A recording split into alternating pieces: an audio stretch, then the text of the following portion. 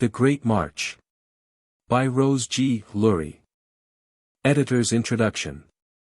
The Great March represents a selection of Jewish stories for little children covering the period beginning with the destruction of the First Temple and ending with the expulsion from Spain. As the book is intended to meet the needs of children in grades 3 or 4, the stories are written in simple style. A definite attempt was made by the author to write the stories as they would be told to the child by the teacher in the class or by the mother in the home. It is important that those using the book should bear this in mind. It will help them to make adequate use of the story material presented. Too often stories in books intended for little children are abbreviated and condensed. The writers being under a mistaken impression that an abbreviated story shortened from a more expanded narrative for adults constitutes a good story for children. Actually, children need more details, more vivid and concrete writing. So the stories in this book were written especially in conversational tone, and the concreteness and vividness with which they are told should render them easy for dramatization. For this reason, too, the language, the style, and the sentence structure follow essentially the rule of simplicity. It is well for teachers using this book to remember that the chief aim in teaching Jewish stories of the post-biblical period to children in the early grades is not so much to convey information as to give inspiration. The cultivation of favorable Jewish attitudes is one of the most important aims in any such course of instruction. Whatever information the children may obtain should be considered quite incidental. While we expect them, as a result of study of this book, to know some outstanding Jewish names and some important Jewish events, the primary end is that of cultivating a love for Jewish heroes, for the Jewish people, and for Jewish idealism. Since the book was not written as a history, it was not deemed necessary to include certain historical events which, though significant, ought not to be included in a book for little children. In other words, good teaching practice at times dictated the omission of some events and some stories. Likewise, the arrangement of the stories, it was thought, need not necessarily be strictly chronological. So, though for the most part the chronological arrangement is maintained, the author departed from it whenever, for psychological reasons, it was deemed advisable to do so. The author of this book has had years of experience as a teacher and as a critic teacher, especially in charge of extracurricular activities in the schools of the Associated Talmud Torahs of Philadelphia. Many of the stories included in this book were tried out experimentally for 2 or 3 years with children in the younger grades. The Union of American Hebrew Congregations sincerely hopes that this book will help meet the needs of our schools, especially in the primary grades. Suggestions and criticisms will be welcomed both by the author and by the editor. If the book should help some of our little boys and girls to develop a love for their people and its ideals, we shall all feel amply repaid for our efforts. Emmanuel Gamron. How do you find this book? Any thoughts about the book or the author? Any suggestion for improvement? Please take a moment to share your thoughts in a comment. If you like it, share it with your friends who might enjoy it as well. Subscribe to keep in touch. Visit CompleteAudiobooks.com for more quality content. Note to 14th printing, revised.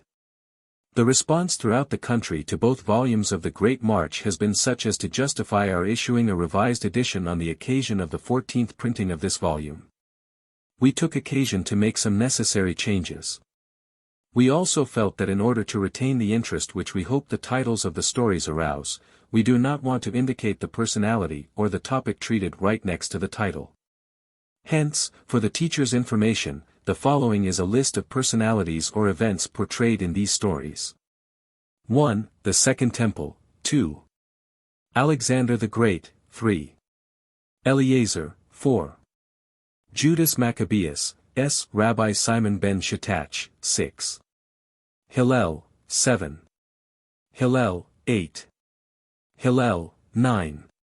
Story of Bar Kamza. 10. Johanan ben Zakkai. 11. The Siege of Jerusalem. 12. Johanan ben Zakkai. 13. Eliezer ben Hyrcanus. 14. Hanina ben Dosa. 15. Akiba. 16. Akiba. 17. Akiba. 18. Rabbi Meir, 19. Rabbi Meir, 20. Samuel ibn Adijah, 21. Anan ben David, 22. Sadiah Jain, 23. Hasdai, 24. The Khazars, 25. Moses ben Enoch, 26. Ibn Gabaral, 27. Judah Halevi, 28. Abraham ibn Ezra, 29. Maimonides, 30. Maimonides, 31. Nachmanides, 32. Rashi, 33. Rashi, 34. Rashi, 35. David Elroy, 36. Abraham Abulafia, 37. The Crusades, 38. Isaac Abravanel. E.g. 1. The Happy Return. Clish, clash, clash. Trut, toot, 2. Tra, la, la, la. Boom, boom, boom. Listen to those noises. Do you hear the clash of the swords, and the thump, thump, thump, of the marching soldiers? And oh! That crying and moaning and wailing. The temple, that beautiful building, has fallen. Jerusalem, the holy city, the city which we thought would never, never, be destroyed lies in ruins, a heap of little stones. Look at the people. They are pale. Their hands tremble. They cannot walk. They escaped the sword of the enemy and now they are dying of hunger and thirst. A little boy cries, "Mama, Mama, I want something to eat, just a little piece of bread. Mama, Mama, I am thirsty. I want some water. Oh, please give me just one little drink," moans another. What can their mothers do? They have no bread for their children, they have no water for them. Nebuchadnezzar, the mighty king, is taking those who are still living to his own city, Babylon. They must leave their once beautiful city and their wonderful temple, the temple which King Solomon has built, and they must become prisoners in a strange land. Do you see that blind man walking straight into that tree? Yes, he is Zedekiah, the blind Jewish king. The cruel king, Nebuchadnezzar of Babylonia, has placed him at the head of all the people. And now, with only their blind king to lead them, the Jews leave their beloved city. Listen to their mournful chant as they trudge wearily on. Jerusalem the holy. No more, no more. Jerusalem the good. No more, no more. The temple, the beautiful. All are gone. Thus slowly and sadly they leave Jerusalem. Many years passed. The little children became big men and women.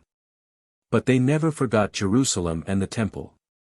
Ceaselessly they worked, and planned, until they were at last able to return to their dear Jerusalem.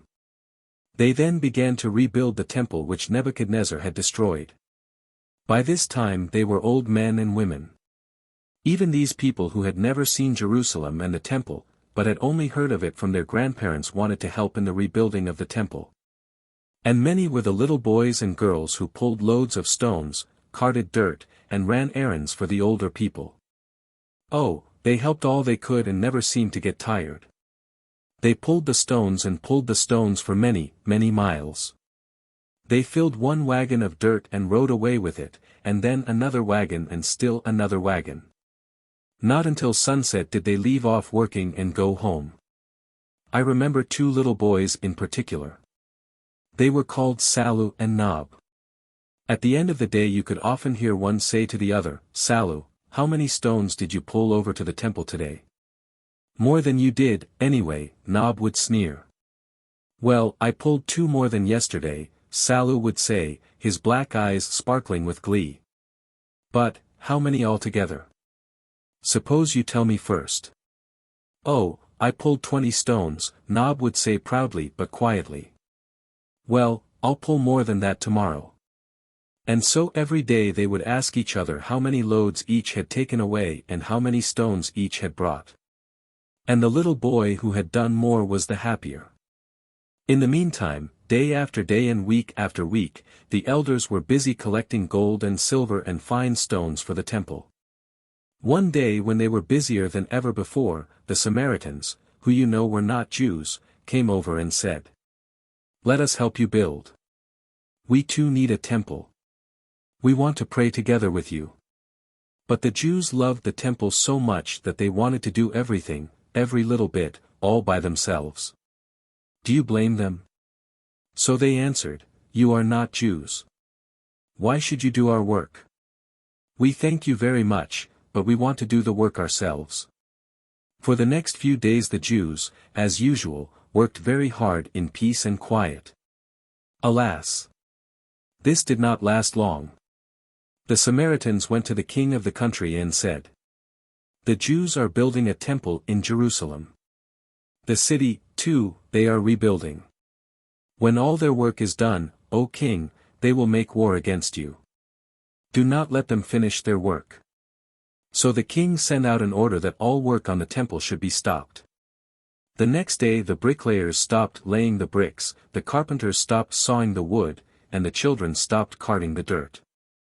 Everybody stopped working, and that little worker, Salu, said to Nob, "Someday I am going to fight those Samaritans. I will gather all the children. I will be the captain. Do you want to join the army?"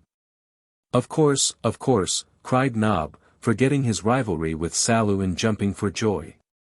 But before Salu had a chance to gather his army, news came that the Jews were once more permitted to take up the work. Oh, how happy everybody was! The temple would at last be finished. But this time they put on their swords. They would take no chances. Now they would be prepared should the Samaritans attack them again. So with sword buckled to belt, each went back to his special task. Many, many weeks had passed. At last, the great temple was finished. On a warm summer day, the priests and the singers, the children and all the rest of the people entered the newly built temple for the first time. The priests were dressed in long white silk robes. Their jewels shone brightly in the sun as they led the procession into the temple. Then came the singers dressed in gowns of purple and red, trimmed with gold. After them followed the children, in loose, flowing garments. And who do you think led the children? Why, Salu and Nob, of course. They had gathered their army, but instead of leading it against the Samaritans, they were leading it up the many stairs to the temple. Lastly followed the multitude. They all had trumpets and timbrels and harps. At the command of the high priest they began to play their instruments, and sing and shout and dance. That was indeed a happy day for the Jews. Jerusalem the beloved, the city of David and Solomon, once more had a beautiful temple. And merrily did the people dance and happily did they sing.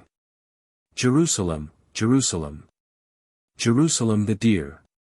Oh how happy, happy are we to be here. Jerusalem, Jerusalem. Jerusalem the dear. Oh how happy, happy are we to be here. 2. With peace they conquer.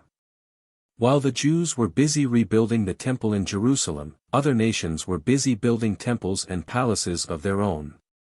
One of the nations which had greatly influenced the Jewish people was Macedonia, a country far, far away. Many years after the Jewish temple had been finished, a boy was born in that far-off country. This boy was different from most boys. Even as a very young lad, he made up his mind to become king of the whole world. Have you ever known such a boy? Or did you ever know a girl who said, "I'll be queen of the whole world"? Alexander, for that was his name, said, "My father is king of Macedon, but I mean to be king of the whole world." When he grew up, he was tall and strong. It did not worry him that his left eye was blue and his right one black. One day an excellent horse was brought to his father, the king. The steed was wild and fiery. "See what you can do with him," said the king to the chief of his horsemen. "He looks mighty fierce," said the chief jerkily. And the horse was truly very fierce. The chief of the horsemen could not keep him quiet long enough to mount him. Then another of the king's servants tried. He, too, failed to control the animal. Then Alexander asked if he might try to mount the horse. Everyone was astonished. The king became uneasy, as Alexander leaned his curly yellow head on the horse and stroked him gently. "Take care, he's dangerous," everyone shouted. But to their surprise, Alexander mounted him. The horse stopped jumping and kicking. He was wholly tamed. This was only one of the brave things Alexander did. When he was 20 years old, he began to war on Thrace and Greece and other countries. He said, "Now I will become king of the whole world." On one of his campaigns he came to a big Greek temple. In that temple there was an ordinary cart. But on that cart there were knots of heavy, thick ropes. It was believed among the Greeks that the one who untied these knots would surely become king of the world. Many had tried but no one had ever succeeded. Do you think Alexander took a chance? He most certainly did. Boldly, he said to his soldiers, "Stand by while I try." And walking up quickly to the cart, he always did walk quickly, he began to work on one of the knots. Slowly and patiently he worked away. But still the knot remained unbroken. Then a sudden light flashed from his eyes. Snatching his sword he exclaimed, "How I do it does not matter," and with one stroke, he cut the knots. And Alexander continued to capture city after city and province after province. He became so mighty that he was called Alexander the Great. One day Alexander sent a troop of soldiers to Jerusalem to get corn and wheat for his city, Tyre. The Jews were worried. They said, "If we give corn to Alexander, we shall not be loyal to Persia." So they refused to give either corn or wheat to Alexander's soldiers. The Greek soldiers did not fight with the Jews but went back to Alexander and reported to him their answer. This naturally made Alexander very, very angry. He called his soldiers together, and said, "We would have gone up to Jerusalem later. Now we will go at once. These Jews shall learn that they have no king but Alexander. Parmenio. Send out a proclamation that in 3 days from now Alexander the Great will attack Jerusalem," he commanded. Can you imagine the fear that came upon the Jews when they received this notice? What would happen to them now? Would they again be driven out of their beloved Jerusalem? Would they have to bow down to strange gods? Would they never be left in peace? Then Joshua, the high priest of the Jews, called all the people together. "Do not fear Alexander. Let us offer up sacrifices and let us pray to our God, the God of Abraham, and no harm will come to us," he said encouragingly, though his voice trembled. "And then I shall put on my long white priestly robe, and all the priests will do likewise. In addition to this we shall throw flowers on the streets of Jerusalem and deck our houses with all the colored banners we have. We shall meet Alexander as if his coming were a great day, a great festive day. We shall greet him peacefully, rather than with arms. All will thus be well." The people looked at one another in silence. They shrugged their shoulders. But no one dared say anything against the advice of the high priest. When they left the temple, however, they began to grumble. "I think we shall all be destroyed," said one who looked very wise, and seemed to know all about it. "Alexander has a big army," said another. "Yes, even if we did arm ourselves, what could we do against his army? As it is, we may just as well prepare to meet a sure death," said the first. The 3 days passed quickly. The streets of Jerusalem looked pretty with all the red, yellow and purple flowers strewn over them. The fragrance, too, was very pleasant. The banners waving from the houses and the temple added to the festive air. Suddenly the blare of the trumpets was heard. Alexander the Great and his mighty army were approaching.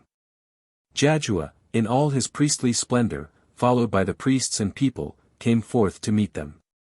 Not a spear, no, not a single axe nor sword could be seen amongst the Jews. "No arms at any price," was their slogan. No bloodshed. The moment Alexander saw the procession he stopped. He was surprised and pleased. To the amazement of everyone, Alexander the Great, the mighty ruler of more than half the world, bowed down before Jaddua, the Jewish high priest. What could it mean? How easily he could have conquered them. Surely, thought his soldiers, he must be out of his mind. Think of it, to give up such an easy victory. Then Alexander said, "Come, let us join with the Jews in merrymaking."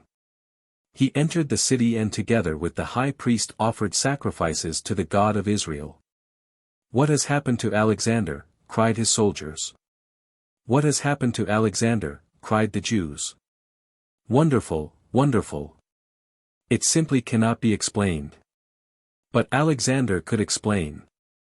And he did. The soldiers and Jews sat down in the temple.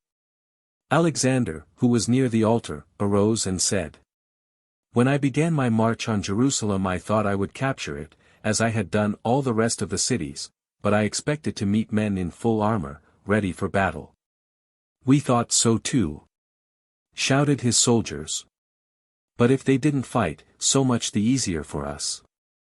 I would have killed them all," called a soldier who was bolder than the rest. "Every last one of them," he mumbled, as he clenched his fists and ground his teeth. "No, my dear man, not at all," said Alexander quietly and calmly. "When I saw not a spear nor a sword, nor even an axe, I could not raise my hand against them. This is the only people that has met me peacefully instead of with arms. The more glory to their leader, Jaddua, who was brave enough and wise enough to do this." "Praised be the Lord who helped us do it," said Jaddua, modestly. A loud cheer arose from the throng. "Hail to Alexander the Great! All hail to the high priest, Jaddua!" "Now is there any favor you would ask of me?" said Alexander, kindly. "Only that we may have our own Jerusalem and that we may worship in our temple," answered the Jews. "It is little that you ask. Your prayer shall surely be granted." And Alexander kept his promise. 3. Follow me. After many wars, Antiochus became king of Palestine. Now of all cruel kings he was the most cruel. He wanted all of his subjects to worship one god, the Greek god, Zeus. Troops were sent out all over his kingdom and the people were forced to worship Zeus. They did so because they knew that if they did not obey, they would be killed. But do you think the Jews would give up their one and only God? One day a band of soldiers returned to Antiochus and reported that all the people in his kingdom had obeyed, except the Jews. Antiochus became red with anger. He seized a beautiful statue that stood near him, threw it to the ground and broke it into tiny bits. "All the nations under my rule," he cried, "shall sacrifice to one God, and that God shall be Zeus, the god of the Greeks." The courtiers trembled as Antiochus foamed at the mouth with anger. "We will send troops there to tear down their altars and break their holy vessels," cried the chief general. "And destroy their walls and gates," shouted another. They made quick work of it and were soon setting up Greek altars and Greek idols in the city of Jerusalem. "Come out with you sacrifice here to Zeus," commands Antiochus the Great. My, how they hammered away at the doors. You begin. "Set an example to the younger ones," growled the Greek general as he dragged the oldest Jew, Eleazar, from the group. Women and even men began to cry. Oh, how pitiful! How sad! Would Eleazar, the respected 90-year-old man, sacrifice to a strange god? And what was that? Why, the flesh of swine, dirty swine. Eleazar, his silvery white hair shining in the sun, was shoved along by the Greeks. When he reached the altar, his strength gave out, and, breathing heavily, he fell to the ground. "Come now, none of this. Get up and sacrifice the swine to this idol. It's tasty. You will eat some of it afterwards." The Jews held their breath as Eleazar tried to get up slowly. On his feet at last, holding on to his staff with one hand, and the altar with the other, he spoke with all the strength he could muster. "Yes, I will set an example to the younger ones," he said. "Stab me, hang me, burn me, anything, anything. I will not eat swine nor sacrifice it to your Greek idol." Some of the Greek soldiers fell on Eleazar and beat him with their swords and spears. The handful of Jews were powerless against the Greeks. Suddenly, amidst all the fury, a piercing shriek was heard from the dying Eleazar. "Gladly do I die. Thus will the young ones after me learn to fight for their religion." As he uttered these words, Eleazar fell back and was hushed forever. But there came others who loved their freedom just as much as the faithful Eleazar. 4. Fight for right. He hit me," cried Simon, a little boy with light brown hair and black eyes. His father, the high priest, came out of the house and looking straight into Simon's eyes asked, "Are you sure that you didn't hit him first?" No, father," sobbed Simon. "I never hit anyone, though I do wish you hadn't made us promise not to hit. It's awfully hard to keep from hitting back when one is struck for no good reason." "It's for the best," quietly answered Mattathias, the boy's father. Simon had 4 brothers and each one had been taught the same lesson by his father. Many years had passed since this little incident. The 5 sons of Mattathias had grown to be big, strong men. Antiochus, the cruel king of Syria, had ordered a regiment of soldiers to go down to the marketplace. There in the longest and widest street of the city, they built an altar, and on the altar they set up the Greek idol, Zeus. Then the officers went from one Jewish house to another calling, come out and sacrifice to the Greek god. By order of the king, Antiochus, come out." And the Jews, fearing for their lives, began to gather at the marketplace. Now what were the sons of Mattathias to do? Should they offer sacrifices to a Greek idol? If not, they would have to fight the Greeks. And had they not always been taught by their father that they must not fight? While the Greek soldiers were marching through the town, Mattathias and his sons quickly made their plans. Mattathias, his face lit up by a holy fire, spoke to his sons gently. "Alas, the time has come when we must fight. Not to fight now would mean to live a life of shame, to be traitors to our faith. We must fight, not for our own lives, not for our own bodies, but for the life of our people. So let us go out, my sons, and let us gather our people together. As many as will be brave enough to go, we will lead to the marketplace. And then before all the Jews and the Greeks, we will refuse to sacrifice to the idol." So, while the soldiers were gathering Jews to sacrifice to the idol, Mattathias and his sons were gathering those Jews who were brave enough to refuse.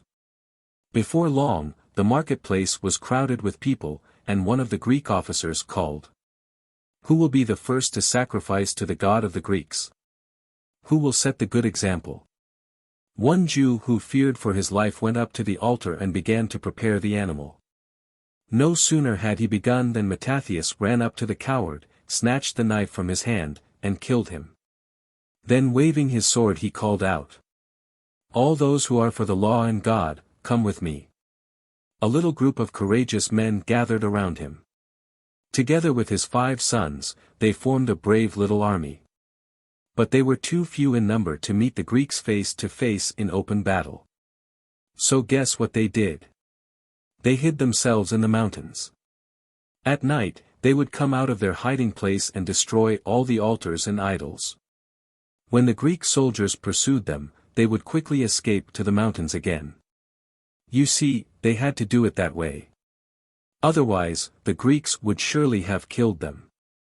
Running in and out of the caves, they soon tore their clothes. So do you know what they put on for clothes? They had to wear the skins of wild animals to keep from freezing. And they had to eat the meat of the mountain sheep and goats to keep from starving. They kept this up for a number of months. The long struggle was too much for Mattathias. He died and his 5 brave sons mourned for their father. Though they were strong and brave, they felt lost without their father. But Judas, who was the strongest, said, "Of course, our dear father gave us the courage to do everything. But, let us not forget that he asked us to fight for our nation. The way we can best show our love for our Father is by fighting to the end. Judas was chosen leader. And he was glad to have a chance to lead his people. He thought of the great leader, Moses. Oh, how he had always admired Moses. Perhaps, he, Judas, might himself become another Moses. Antiochus meanwhile was getting more and more cruel. He took away all the golden treasures from the temple, and placed heathen idols on the altars and set fire to the gates around the temple. Can you imagine how Judas and his band grieved when they heard that the rough soldiers were shouting and making merry in the temple, that holy temple which had been built with so much trouble? Things were becoming terrible indeed. Judas gave up hiding in the mountains. He and his followers came out and met the Greeks face to face, in a very thrilling battle. I shall tell you all about it. One night when the Jewish warriors were near Emmaus, Judas said, "I have a fine plan for a battle. If you will help me carry it out, victory will be ours." The soldiers listened attentively. And Judas continued, "Half of you will stay here and keep the campfires burning as always. The other half, I will take with me and we will attack the Greeks from the rear. It will be like this. The Greeks are in front of you who are left at the camp. They will suspect nothing, since the camp, with its lights, will appear as usual. I shall come up and attack them from behind. So they will be sandwiched between my party in the rear and yours in front of them. Then they will have no way out." The next day this battle of Emmaus was fought, and Judas' attack turned out just as he had planned. Of course, the Greeks were defeated. Then loudly and happily, Judas and his army sang, "Give thanks to the Lord. For he is good. His mercy lasts forever. Give thanks to the Lord. For he is good. His mercy lasts forever." Victorious, the Jews could hardly wait to enter the temple again.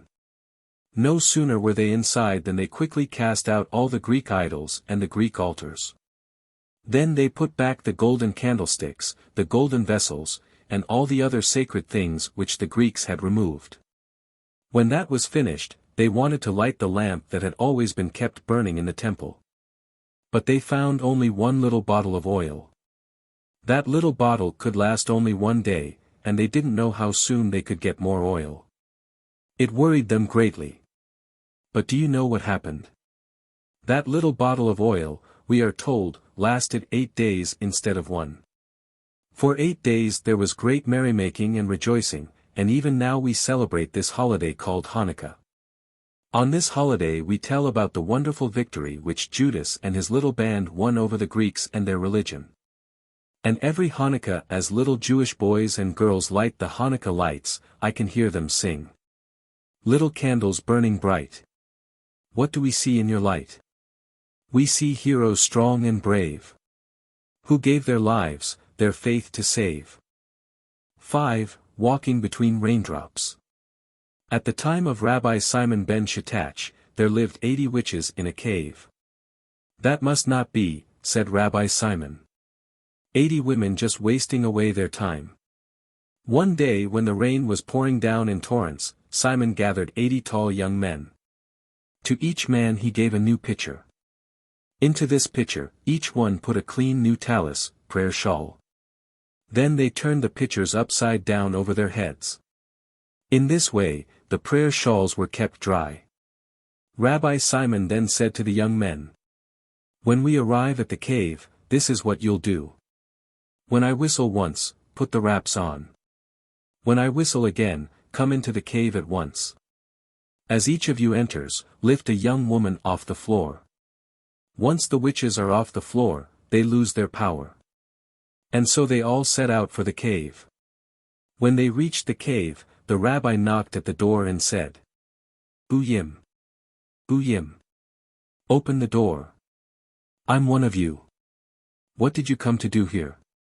"To learn and also to teach," said the rabbi. "Each one of you will do some magic for me." The witches opened the door. The young men quickly hid themselves outside the cave.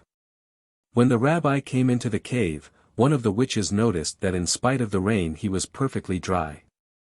"How is it you're dry when it's raining so hard outside?" she asked in wonder. "I walked between the raindrops," answered the rabbi simply. Satisfied with the answer, the witches began to show their magic. One witch came forward and said, "Mealy, mealy. Oak, two. Here's some bread. I've baked for you." Saying these words, she produced a piece of bread. When she had finished her trick, she turned to the rabbi and asked, "And you, what can you do?" Then another witch came up and said, "Boss nay, boss nigh. Zubadi, bye. Here's some meat. That's nice to fry."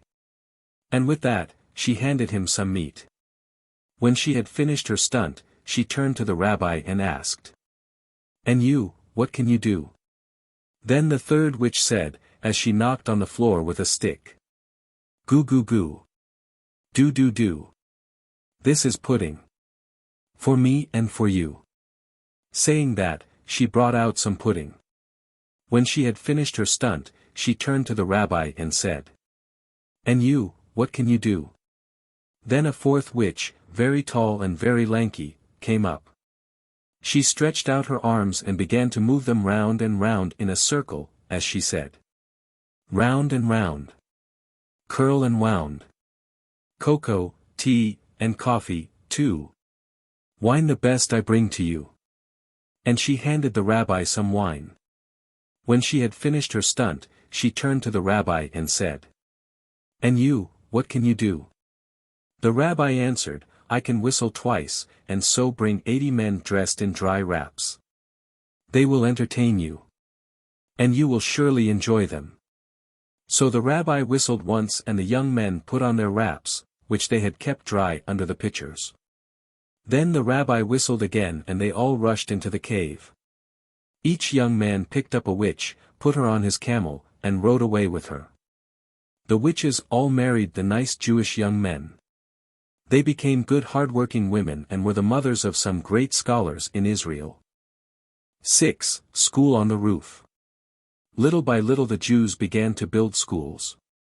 These schools were not only for little children, but for big men, with children of their own. I see one of these men, Hillel, at work now. Whack! Whack! Whack! Goes his axe on the wood. "Hard work, this chopping," says Hillel as he puts down the axe and wipes his face with his handkerchief. "But I have a family to take care of, and I must pay for my schooling, too." Hillel is grown up but he still keeps on studying.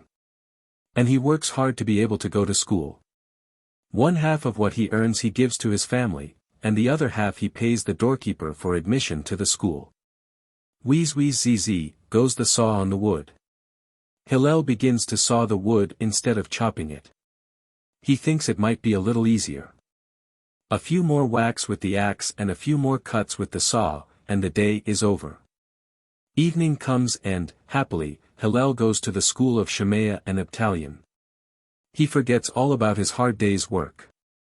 He forgets all about his family. He forgets that he will have to look for a new job the next day. The whole of Hillel, his heart and his mind and his body, is listening to the words of the teacher. But even good things have an end, so school, too, is soon over. The next morning, Hillel starts out to look for another job. He goes from house to house, but everyone has already prepared enough wood for winter. Hillel is hungry and cold and worried. Where will he get the money to pay the doorkeeper at the school? And what will his family do? At last the sun is beginning to set. Hillel goes home and eats what little food he can find. Then, as is his habit, he goes to school. When he comes to the door, the doorkeeper asks him as always, "Where is your dinar?" "I could not get any work today," mumbles Hillel. "I'll pay you tomorrow." "Have you a pratah at least?" asks the doorkeeper. "No. Not even a pratah." Hillel hangs his head. "Then you can't come in today," says the doorkeeper sternly. Hillel looks about him. He will find a way. And he does find a way. He will not miss school even for one evening.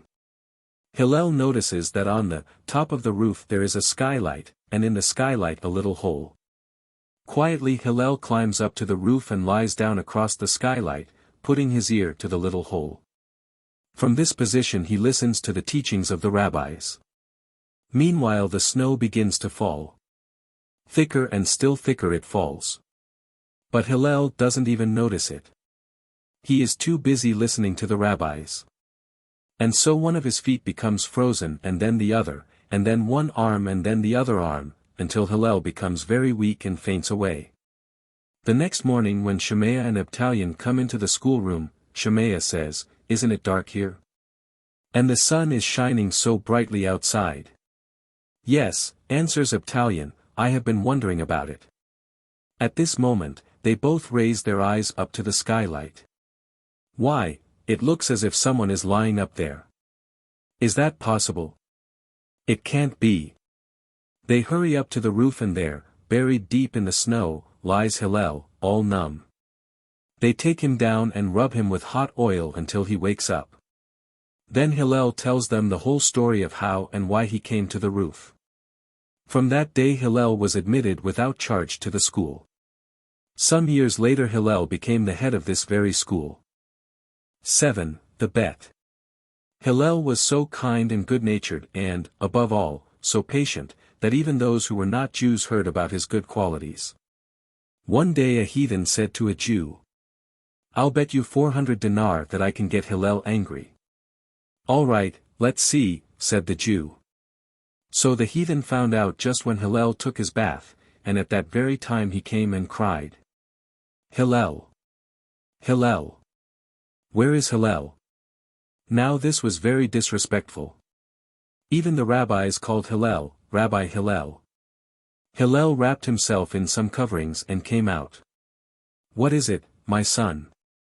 Is there anything I can do for you?" he asked in his quiet, peaceful way. "Why do the Tadmors have sore eyes?" Indeed, that is an important question. They have sore eyes because they live near the desert and the sand gets into their eyes and makes them sore. So the heathen went away. And Hillel went back to his bath. After a few minutes, the heathen returned and again he called, "Hillel! Hillel! Where is Hillel?" Again Hillel covered himself and came out. "Is there anything else I can do for you?" "I'll be glad to do it," said Hillel kindly. "Why do the Africans have flat feet?" That too is an important question. They have flat feet because they live in the marshes, and, since they walk in flat damp places, their feet get flat, too. Again the heathen went away. "I must not lose my 400 dinar, he muttered to himself. "I'll get Hillel angry yet. I know what I'll do. I'm going to insult him. That will surely make him angry." So, after a short while, the heathen again came back and again he called, "Hillel! Hillel! Where is Hillel?" Again without getting angry, Hillel came out of his bath. "Is there anything I can tell you, my son? Ask, and I shall be glad to answer." "Are you the one whom they call Hillel, the Prince of Israel?" "Yes," said Hillel, "that's what they call me." "Well, then, I wish there were no others like you in Israel." "And why do you say that?" asked Hillel, still keeping his temper. "Because on account of you I shall lose 400 dinar. I bet 400 dinar that I could make you angry, and no matter how I tried, I did not succeed."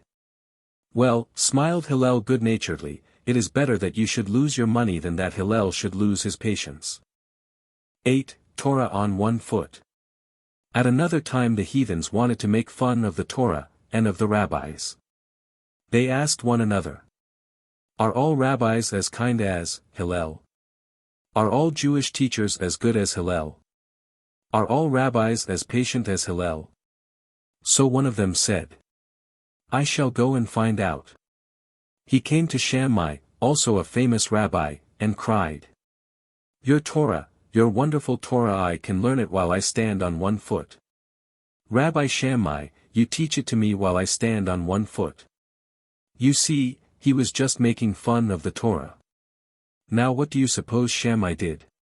Do you think he had patience with a man who was making fun of the Torah? Who ever heard of learning the whole Torah while standing on one foot? The rabbis had spent all their lives in studying the Torah, and even then they were not sure that they knew all of it. Rabbi Shammai took a stick and shouted angrily. "Get out of here, you scoffer! Do you think I have time to waste on people who mock our holy Torah?" The heathen ran away. He thought he would go to Hillel and see what Hillel would do. All out of breath, he came to Hillel's home. Hillel thought the man had come for something very important. So Hillel said, "What is the matter, my good man?" And the heathen answered, "Teach me the Torah while I stand on one foot." Of course Hillel, too, saw that the heathen was scoffing, but calmly and patiently he said, "You want to learn a great deal quickly, don't you? Very well, I shall teach you the Torah while you stand on one foot. This is our holy Torah: what is hateful to you, do not do unto others." The heathen forgot that he had come only to jeer. Does it mean that the heathens and the Jews and all of us are brothers? Does it mean that we must be kind to one another like brothers? Asked the heathen, wonderingly. That's it, my son. That's the meaning of the whole Torah. All the rest is only an explanation of that. Go, my son. Go and study it, said Hillel kindly. When may I come for another lesson? Asked the heathen humbly. 9. Two who were wrong. Once there lived in Jerusalem a very rich man. He had a good friend whose name was Kamsa. But he also had an enemy who was called Bar Kamsa. One day this rich man decided to give a big feast to all his friends. He sent his servant to invite Kamsa. But the servant got the names twisted and called Bar Kamsa instead. When the great feast day came, all the guests were seated around the long table. It was decked with sparkling dishes of highly polished gold and silver. Great bottles and glasses of all shapes were filled with red and golden wine. Some were placed in the center of the table, and others at each place. Baskets, heavily laden with all kinds of beautiful fruit, stood on the table and in many places around the room. The rich man entered and saw Bar Kamsa among the guests. "Who invited you?" he shouted to Bar Kamsa. "Get out. No one wants you here." Bar Kamsa's face reddened. He felt ashamed. He called the rich man aside and pleaded. "Do not disgrace me before all these people. I will pay you for everything I eat and drink if you will let me stay here tonight." "No. Get out of here. I will pay you for half the feast, even half the feast," urged Bar Kamsa. "I don't want you here," answered the rich man, stubbornly. "I will pay you for the whole feast," cried Bar Kamsa, "only don't put me to shame before all these people." "Nothing you say will make me change my mind," shouted the rich man. "I don't want you, nor your money. Just get out of here," and the rich host pointed to the door. Bar Kamsa could do nothing more. Too ashamed to raise his eyes, he rushed out as quickly as he could. Do you think Hillel would have done anything so mean? Would Hillel have put anyone to shame? Now there were some rabbis seated at the tables. But they did not object. They allowed the rich man to drive Bar Kamsa from his house. Bar Kamsa felt so hurt that he made up his mind to take revenge on his fellow Jews. Just because he, one man, was put to shame, he would hurt all the Jews. That surely was not kind. Bar Kamsa, however, could not see that because of his anger. He went to the emperor of Rome and said, "The Jews have rebelled against you. If you want to prove it, send them a calf to sacrifice. You will see that they will refuse to sacrifice it." Of course, you know, there was a law among the Jews that animals used for sacrificing had to be perfect. They had to be healthy, with every limb whole. Bar Kamsa knew about this law, and so eager was he to avenge himself that when no one was looking, he made a little cut in the upper lip of the calf. The cut was so small that you could hardly notice it. And the animal with the cut lip was taken to the Jews. "Sacrifice this animal to your God," commanded the king's officers. As the high priest carefully examined it, he found the cut in its upper lip. Calling some of the elders aside, he said, "Look, here is a cut in the upper lip. Someone must be trying to get us into trouble," said one of the rabbis. "I wonder who it could be," exclaimed another. Presently the rabbi who had spoken at first, said, "I think I know who it is. This can be no other than Bar Kamza. He was put to shame at the feast and we sat by without a word. What are we to do now?" "Sacrifice the calf for the sake of peace," replied one of the elders. "No, no," was heard all over the room. "That's against the law. We won't sacrifice it, peace or no peace." So the Jews went to the officers and told them that they could not sacrifice this animal. "Why, what is the matter with it?" asked the officers. "You see, its lip is cut, up here. It's against the Jewish law to sacrifice such animals." "Oh, we know. That is only an excuse. You are all traitors. Don't think you will escape so easily," said the officers as they went away. "Oh, why didn't we sacrifice that animal?" cried some. "Why did that rich man put Bar Kamza to shame?" cried others. "Had we been good men, then all this wouldn't have befallen us." A few weeks later, the emperor of the Romans gathered an army and besieged Jerusalem. 10. The school that saved a people. Rabbi Johanan ben Zakkai saw that the end of Jerusalem was near.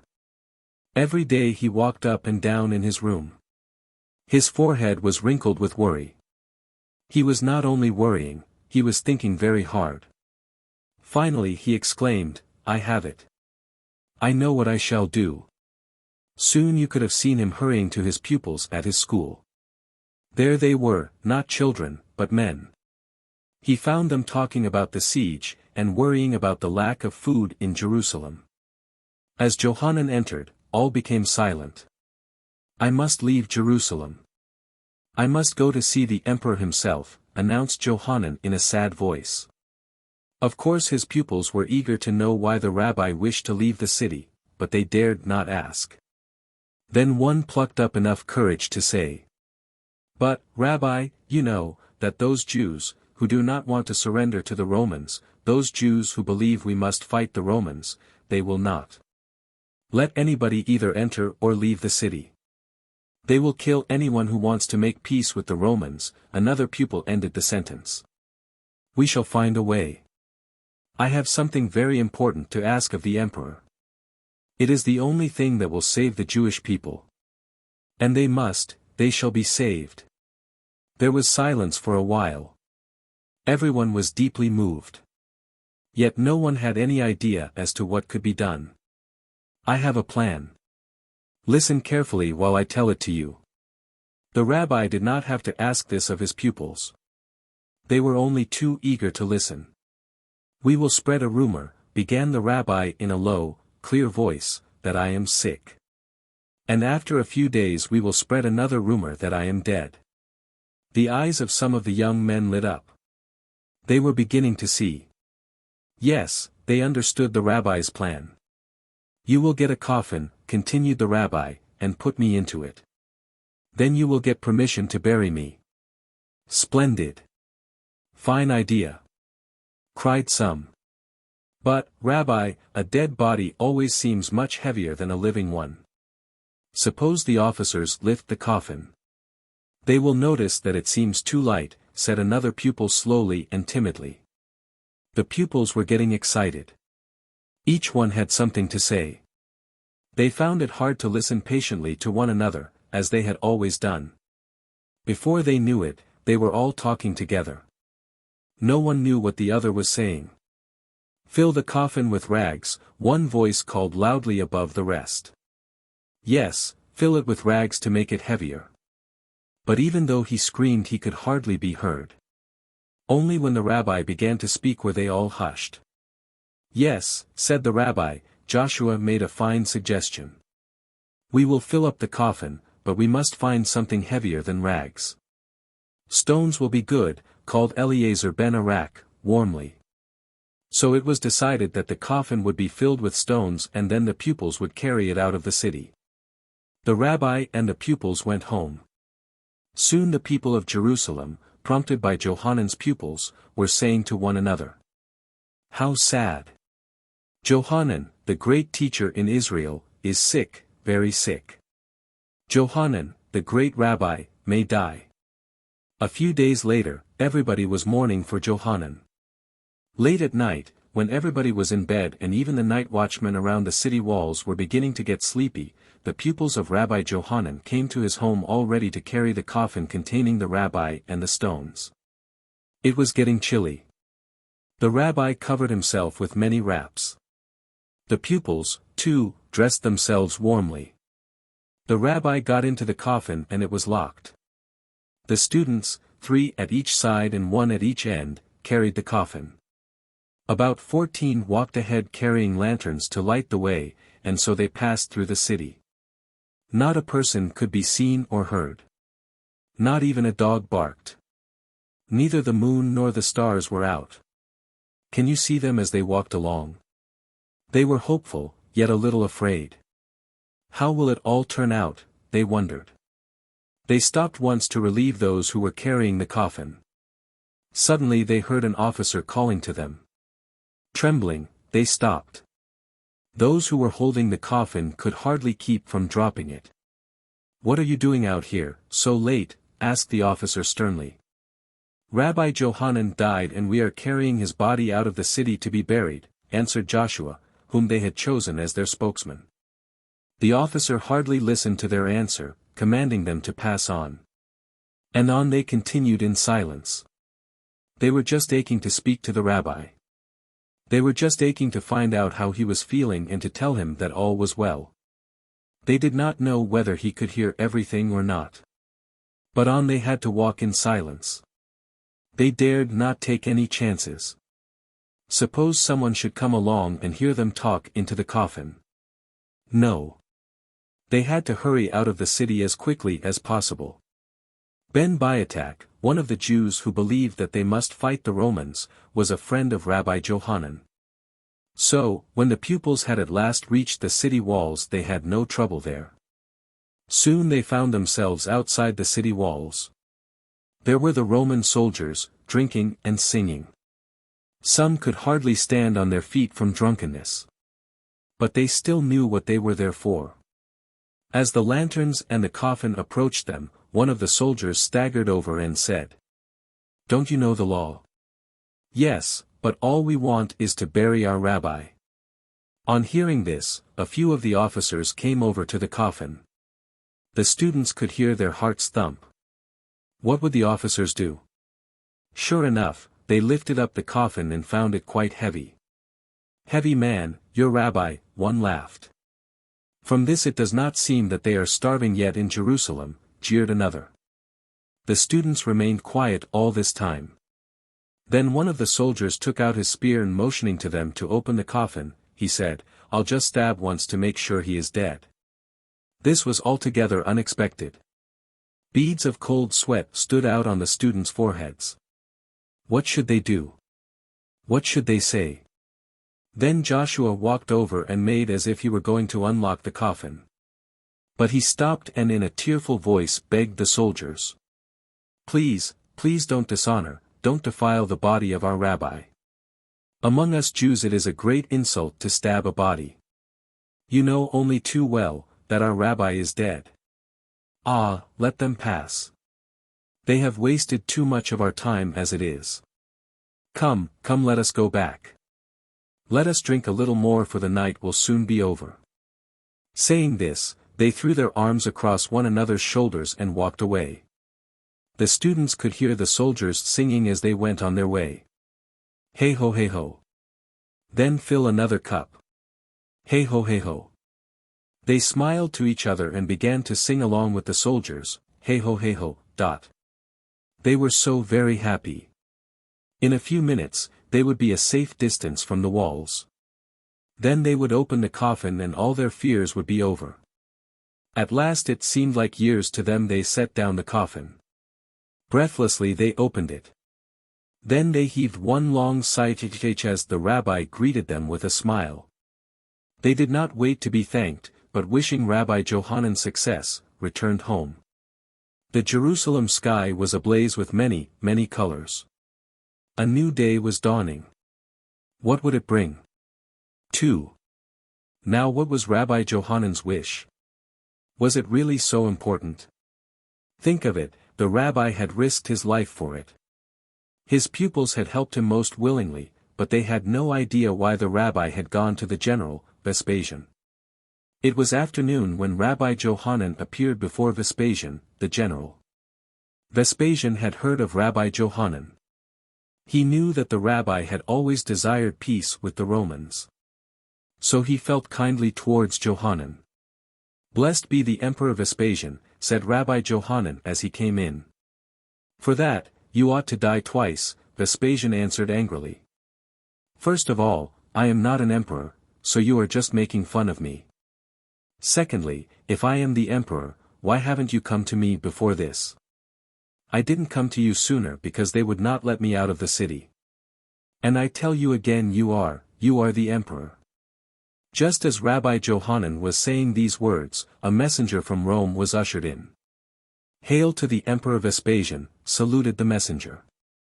"The emperor has just died and you have been made the new emperor." Vespasian was of course very happy.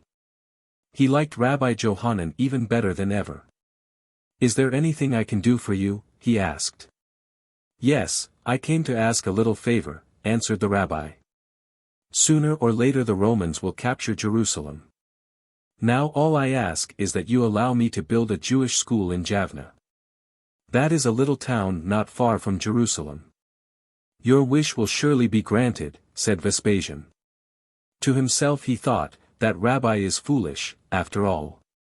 He could have asked for a high position in the kingdom, or for some expensive jewel, something worthwhile, something big, something important. Instead he asked for such a trifle. Rabbi Johanan, however, was very happy. He had staked his life. He might have been killed in the coffin, but he had succeeded in the end. Perhaps Jerusalem would be destroyed. Jews would be killed or driven out of Jerusalem. Perhaps they would be driven all over the world. But they would not die out. They would have the school in Javna. That school would teach the Jewish children and the Jewish young men and women. That school at Javna would tell them of the sad and the happy days of the Jews. That school would tell them of the wonderful, wonderful heroes of the Jews. That school would keep the Jewish people together. That school would keep the Jewish people alive. Johanan journeyed to Javna immediately and began to build that most important school. 11. Enough for wash day. Hundreds and hundreds of Roman soldiers guarded the walls of Jerusalem so that no one might go in or come out of the city. What do you think would happen to the people of Jerusalem? Their food couldn't last forever. Neither could their water, for they had no running water as most people now have. Before long they had nothing to eat and nothing to drink. That was just what the Romans were waiting for. There were no battles. They just wanted to keep the Jews in the city until they would either starve or give themselves up to the Romans. They would have to surrender. One day the Roman soldiers noticed some wet sheets and blankets hanging over the walls. "Those Jews must have lots of water," said one soldier to another. "If they knew what was good for them they would save their water for drinking. What a waste! Poor fools! Don't they know it is better to keep alive than to have clean sheets for a day?" But what do you think was really going on in the Jewish camp? I wonder if you can guess.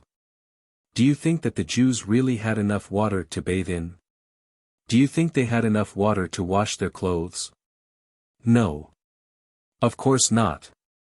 They were just reaching the end of their supply. But would they let the Romans know it? They would rather die. So what did they do? They let their throats get dry and dipped their sheets into the little water they had left. "Let the Romans think we have plenty," they said. Can you imagine anyone washing towels when he has not enough water to drink? Can you imagine such bravery? 12. The Temple in Ruins.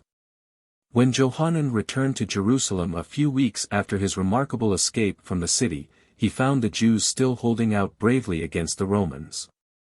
As he came close to the walls of the city, he heard these cries. Pour it down. First see whether it is hot enough. No, throw down the stones. With their last bit of strength, the Jews were pouring oil, throwing stones and everything else they could lay hold of, over the walls. But they could not hold out much longer. Men, women and children were dying of hunger. The bodies of the dead were strewn all over the ground. Imagine the Jews living amidst these stuffy odors. You surely remember the story of the suffering at the destruction of the first temple. But this was worse. The high priest, to whom the keys of the temple were entrusted, clasped them tightly and would let no one go near the temple. But, alas! He could not stop the Romans. They broke through the walls. They set the temple on fire. This was a terrible thing for the high priest to behold, but still he held the keys. When, right before his eyes he saw the temple fall, his courage left him. What was the use of holding on to the keys now? So first he threw the keys into the flames and then leaped in himself. Nor was he the only one. Many others threw themselves into the flames after him. Still others fell on their own swords. How could they live on if the temple was gone? The Roman soldiers began to shout. Down with the temple! Down with Jerusalem! Hail, hail! All victory to the Romans! While from the Jews came. Woe, woe! The temple has fallen.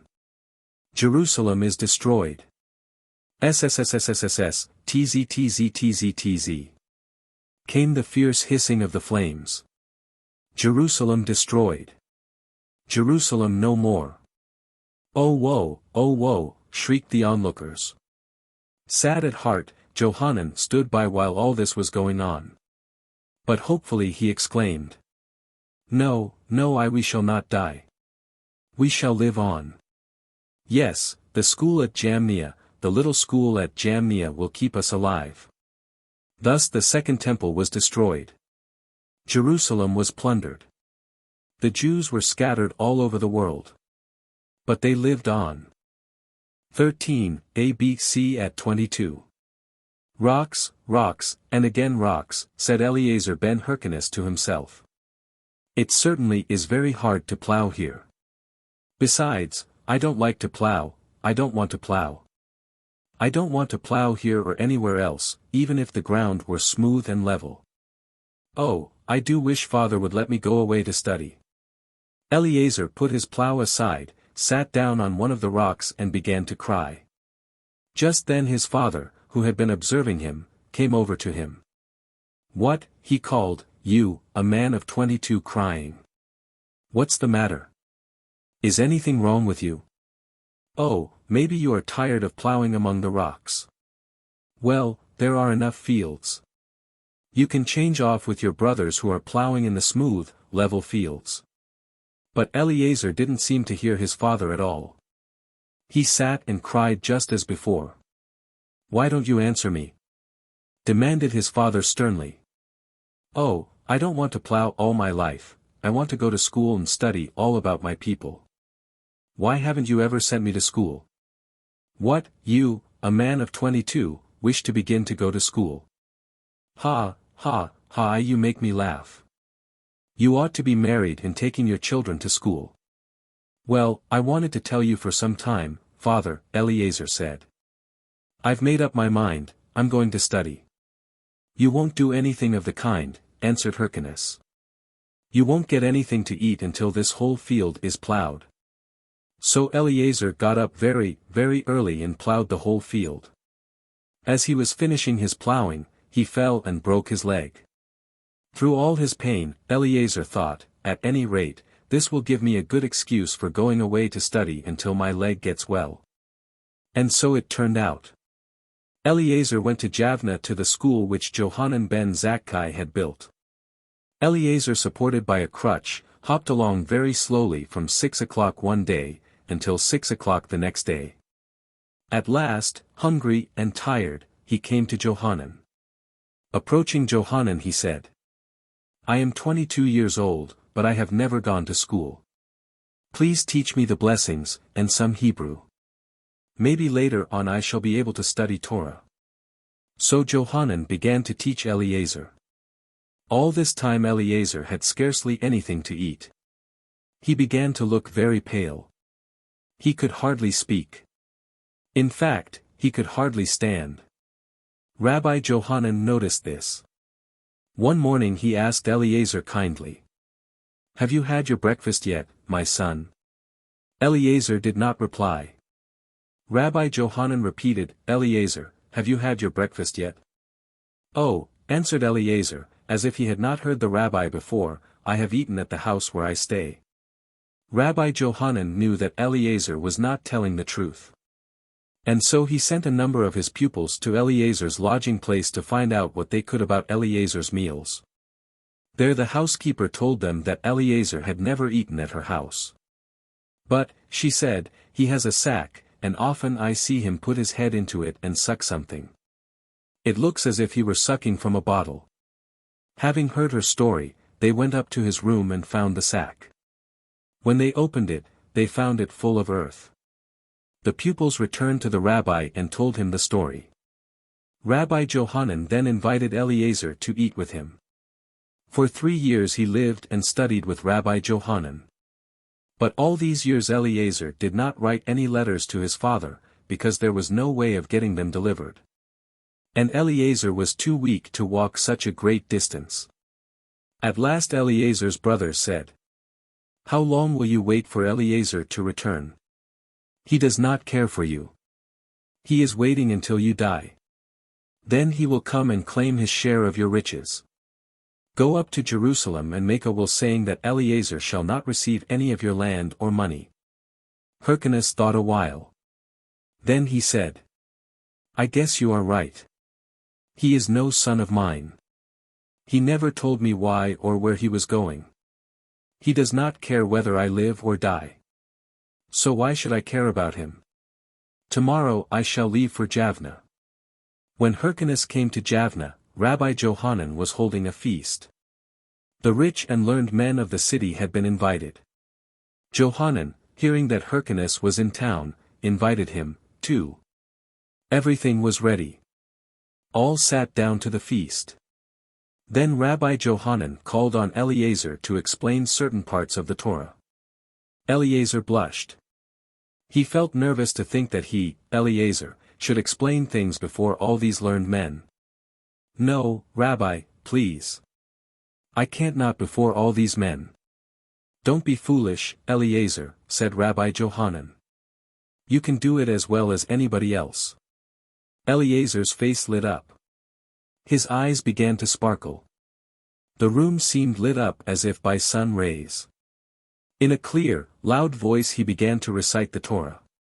When he finished, Rabbi Johanan arose and kissed him. "Blessed are Abraham, Isaac and Jacob that you are a great-great-grandson of theirs." When Hyrcanus heard this, he could no longer keep quiet. "No, no," he called, "blessed am I, who have such a learned son. My son, Eliezer a rabbi in Israel." Then Hyrcanus mounted the platform. "Listen, O men of Jamnia," said Hyrcanus through his tears. "I came to Jerusalem to tell the people that Eliezer would no longer be a son of mine. His brothers told me not to give him his share of my riches. And I was about to do as they had suggested. But instead he shall be my only heir. To Eliezer, to him who starved himself to become a learned man, to him I will give all my fortune." Thus, though Eliezer had been very poor as a student, he became a very rich and famous Rabbi Eliezer ben Hyrcanus. But as you may have expected, Eliezer did not keep the whole fortune for himself. Even though his brothers had been so unjust to him, he divided his fortune with them. 14. The wicked neighbor. Most of the rabbis were very poor. But the poorest of all was Hanina ben Dosa. Even on Friday, his wife had nothing to cook and nothing to bake. You know how busy your mother is on Friday. You know what good odors come out of the kitchen. You can smell the freshly baked pies, cakes, and cookies. You can smell the chicken soup. But the wife of Ben Dosa didn't even have to build the fire, for she had nothing to cook on it. "Dear me," she said. "All the women around me are busy getting ready for Shabbos. Only my home is cold and empty. I don't want them to pity us. Who can tell? Some kind neighbor may even bring us some food. Oh dear. Oh dear. What shall I do?" You know, at that time they did not have gas ranges or even coal stoves. They had ovens made of earth and clay. So Ben Dosa's wife took some wood and built a fire. The wood burned and the smoke went up through the chimney. It didn't take long before all the neighbors were talking about the wonderful thing that had happened. Hananiah's wife had something to cook and to bake. And most of them were happy. Now Ben Dosa's wife had one wicked neighbor. When she saw the smoke coming out of the chimney, she thought, "The rabbi's wife has nothing in her oven. What is all that smoke about? I must go in to see what she is burning in her oven." So the wicked neighbor threw her shawl over her shoulders and walked across to the rabbi's house. She knocked at the door and waited a while. The rabbi's wife, however, was ashamed to meet her. Therefore, instead of answering the knock, she ran into the next room. Again the wicked neighbor knocked at the door. "Oh dear," she thought.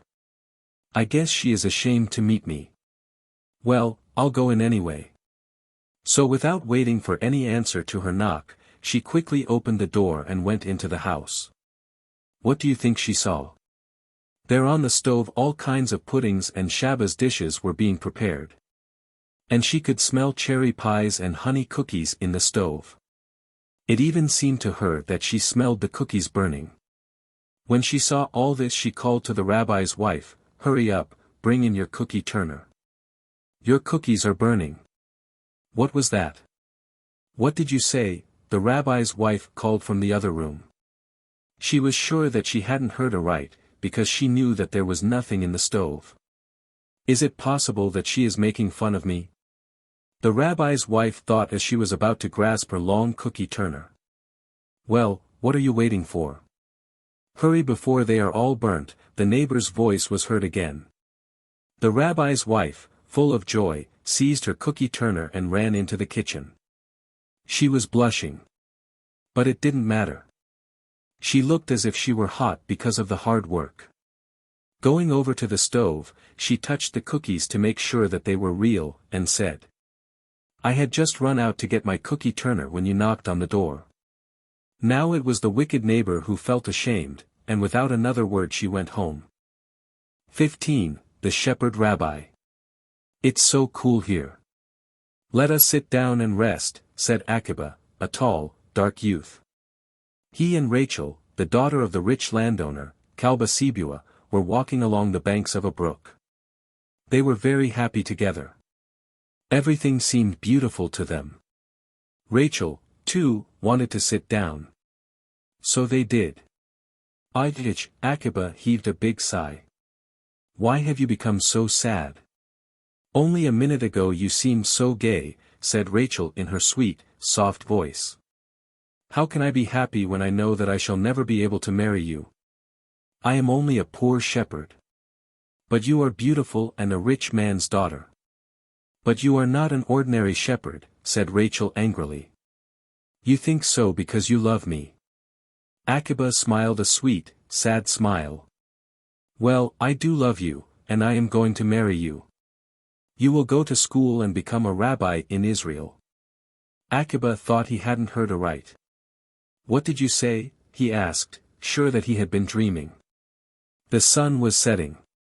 How suddenly it had grown dark. Why, they had sat there but a few minutes, thought Akiba and Rachel. Surprised at the hour, they both quickly got up and parted. With flushed cheeks and sparkling eyes, Rachel danced into her big, beautiful, rich home singing. "Akiba, Akiba, a shepherd is he. Akiba, Akiba, a rabbi shall be." Rachel's father looked at her closely as she came in. "Again you have been in the company of that poor, dirty, ignorant shepherd, that shepherd who knows nothing." "Yes, I have," said Rachel calmly. "And I'm going to marry that poor, dirty, ignorant shepherd." And I will help him become a great rabbi in Israel. Then you shall leave this house and never return to it again. And that was exactly what Rachel did. Akiba and Rachel were married. They were very, very poor. They slept on a bed of straw. And they had nothing but bread to eat and water to drink. They lived this way for some time and were very, very happy. But what were they to do? They couldn't live on bread and water forever. Rachel, however, was not only beautiful.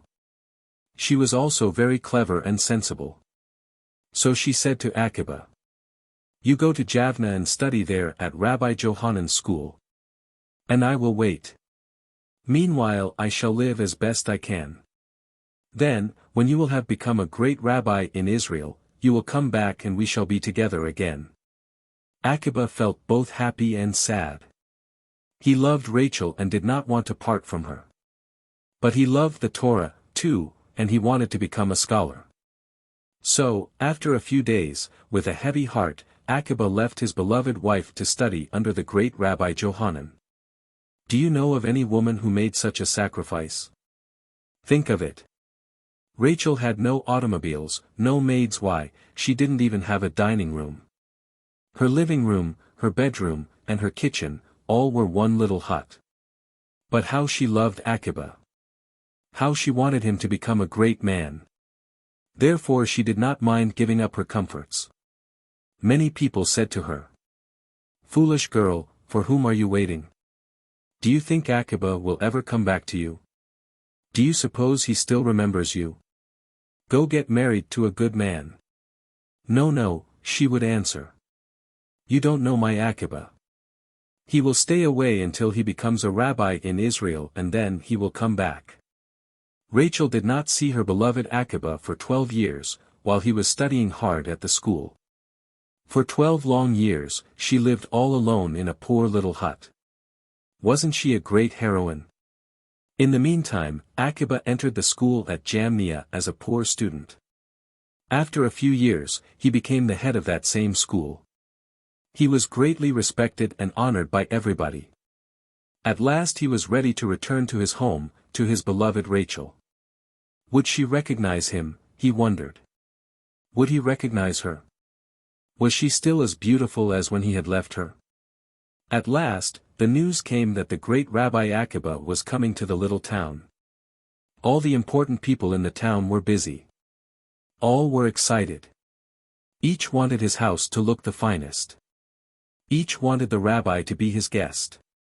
No one knew, and no one dreamed that there was one heart that beat faster than any of theirs, that there was one soul that was happier than even the happiest among them. At last the news spread through the town that the great Rabbi Akiba was approaching.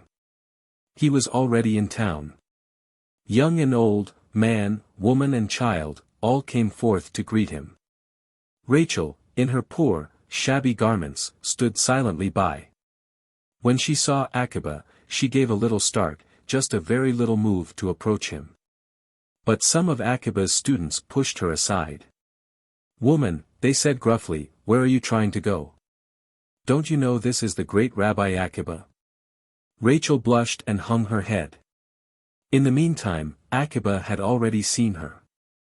Though she was no longer so beautiful, Akiba knew that it was still his own dear Rachel who stood before him. Making his way through the crowd of students, he said, "Let that woman come up here." Then, changing his mind, "Nay, I will go up to her. If I am a great man, it is all due to her. Had she not given up everything, I could never have become what I am. Had she not had so much patience, I could never have reached this great position." Saying these words, he embraced Rachel and kissed her. Meanwhile a message had come from one of the rich men of the city asking Rabbi Akiba to come to his house. Akiba explained to Rachel that he must leave her for a little while before he could come to their hut. As always, Rachel understood, and Akiba hurried to the rich man. When Akiba arrived, the rich man said, "I want to talk to you about something which has been troubling me for 12 years. You are a wise rabbi. Perhaps you will be able to help me." Akiba modestly remained silent. The rich man continued, 12 years ago, my daughter married an ignorant, stupid beggar. At that time I took an oath that I would never, never see her again. Now I am getting old. I may die very soon. And I do want to see my daughter, my only child. Perhaps I shall be able to help her a little, just a little, to make up for all the sorrow I have caused her." By this time, the old man had begun to cry. "Is there a way of doing that, without breaking my oath? Had your daughter married a rabbi, would you have taken that oath?" asked Rabbi Akiba. "Ha, ha, a rabbi! If that shepherd had only been able to read the prayers I should have been satisfied. Alas, she did not marry a rabbi.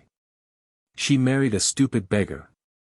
"Well," answered Akiba slowly, "I don't know whether I'm a famous rabbi, but I surely am Akiba, the shepherd whom your daughter Rachel married." On hearing this, Rachel's father fell at the feet of the great rabbi and begged for forgiveness. Akiba raised him up at once and said, "Do not be troubled about the past. We all make mistakes." They both hurried to Rachel's hut and told her the story. So, on that day, Rachel was rewarded for her patience and hard work. Not only had she regained the love and riches of her father, but her husband, now a great rabbi, had also come back to her. And so they all lived happily ever after. 16. The Cock, the Donkey, and the Candle. Cock-a-doodle-doo. Cock-a-doodle-doo. Did you hear that cock crow? That was Akiba's cock. Do you wonder why Akiba carried a cock with him wherever he went? Well, Akiba had no clock, and surely no alarm clock. So whenever the cock crowed, Akiba knew it was time to wake up. He knew that the morning had come. Cock-a-doodle-doo. Cock-a-doodle-doo. Get up, Akiba. It's studying time for you. It's hard work studying to be a rabbi, but how fine it is to be a wise and learned man, thought Akiba as he got up quickly. He mounted his donkey, which like the cock, accompanied him on his travels. For you remember, of course, that Akiba had no automobile, no train and not even a horse on which to ride. All day he traveled through hot, sandy places. At last, night came. Akiba, tired, hungry, and thirsty, came into a little town. Bashfully, he walked over to a house. Quietly he knocked on the door. He waited a while. There was no answer. Again he knocked. This time a cross old lady opened the door just far enough to stick her head out and say, "What beggar is knocking now? Get you gone, you tramp." And bang! Went the door. Akiba was left outside, hungrier and thirstier than ever. "Never mind," said Akiba to himself, "whatever God does, he does for the best. Poor woman, she ought to be pitied for being so mean." Slowly he led his donkey to the next house. Without knocking, he pleaded quietly. Please let me in. I'm not a beggar, I'm only a poor traveler. Give me a drink of water and some bread. I will pay you for it." This time a gruff young man opened the door and growled, "Oh, we know you're kind. Leave this door, you drunkard, before I throw you into the street." Without saying a word, Akiba quietly walked away, and thought, whatever God does, he does for the best. "Well, I'll try once more," he said good-naturedly. "But this is a pretty bad town. Or else, maybe I do look like a dirty tramp now." Akiba slowly dragged himself over to another door. Again he knocked lightly. "Please open your door for a poor traveler," said Akiba. After what seemed a long time, an old man opened the door, looked at Akiba once, twice and 3 times. "Will you let," Akiba began, but before he could finish his sentence, the man slammed the door in his face. That must be all right, too, he thought, for whatever God does, he does for the best. Wearily, since there was no place where he might rest, Akiba mounted his donkey again, and a little discouraged, he rode toward the woods. On the way, he found a spring. He drank 1 cup of water, then another and another. It seemed as though he would drink the spring dry. Then he found a stale piece of bread in his bag. So Akiba made the best of what he had. In the midst of the woods, he came upon an open space. There he halted his donkey and let the cock roost above him. He then spread a mat on the ground, lit a candle, opened one of his books and began to study. Suddenly he heard his donkey bray, he. Then there was a lot of noise and uproar. Quickly Akiba ran over. There was a big lion killing the donkey. Poor animal, Akiba thought. He was so sorry he could do nothing to help. How would he ever reach the school on foot? The donkey had walked slowly enough. But now it would be still worse, thought Rabbi Akiba. But he wasn't upset, he didn't become excited. He simply said, whatever the Lord does, he does for the best. Again he sat down, and opened his book to study. He had hardly finished a sentence, when again he heard a terrific noise. As Akiba looked up, the cock fell at his feet. Poor cock, said Akiba. But whatever God does, he does for the best. And once more Akiba sat down and tried to study a little before going to sleep. When, phew, along came a strong wind and blew out the candle. Wouldn't that have made you angry? But not so Akiba. He just lit the candle again, and sat down to study. But the wind blew so hard it was not possible to keep the candle lit. So Akiba gave up and went to sleep, saying, whatever God does, he does for the best. Akiba slept through the night and got up quite late the next morning. You see, the cock was not there to wake him. Now Akiba took his little bundle of books and returned to the town where he had been treated so unkindly the night before. To his great surprise, the people whom he had seen only the night before were dead. At last he found a little boy weeping. What has happened in this town, my little son? Akiba asked. Last night, sobbed the little boy, robbers came and killed all these people. Don't cry, said Akiba kindly, come with me and I will help you find your relatives in the next town. Then Akiba thought. So it was all for the best that one was not allowed to enter their homes. It was all for the best, too, that the donkey and the cock had been killed. It was all for the best that the wind blew out the candle. Had the donkey brayed, had the cock crowed, had the candle burned, then the robbers would have found me. I, too, would have been killed and I should never have become a rabbi. I see more clearly than ever, whatever God does, he does for the best. And Akiba continued on his journey. 17. Fish out of water. Day after day, Akiba studied the Torah. Day after day, many pupils came to listen to the great Rabbi Akiba. Akiba's school soon became a large public assembly. Meanwhile, the Romans were becoming more and more cruel to the Jews. Jerusalem had been taken from them and most of the other cities, too. And still the little nation of Jews was alive. The Romans began to understand now. It was the schools that kept the Jews alive. So one day the Roman king ordered that all Jewish schools be closed and no one be allowed to study the Torah. When this order was sent out, what do you suppose Akiba did? Did he give up his studies? Not at all. He kept on studying and working just as hard as ever. It seemed as if Akiba had never heard of the Roman law. His friends became greatly worried about him. They feared the Romans would kill him. So they said to him, Akiba, please, for the sake of your wife and your friends, please stop studying the Torah. But Akiba listened to no one. At this time there lived a very wise man called Pappus. One day he came to Akiba and spoke to him about the Romans. He asked him, Aren't you afraid of the government? Before long you will surely be killed. Then Akiba became impatient and said, Listen, Pappus, and I will tell you a story. Once a fox came over to a pond. He saw the fish throwing themselves hither and thither. There was great noise and excitement. So the fox said to the fish, Big fish and little fish. In the water splashing. Big fish and little fish.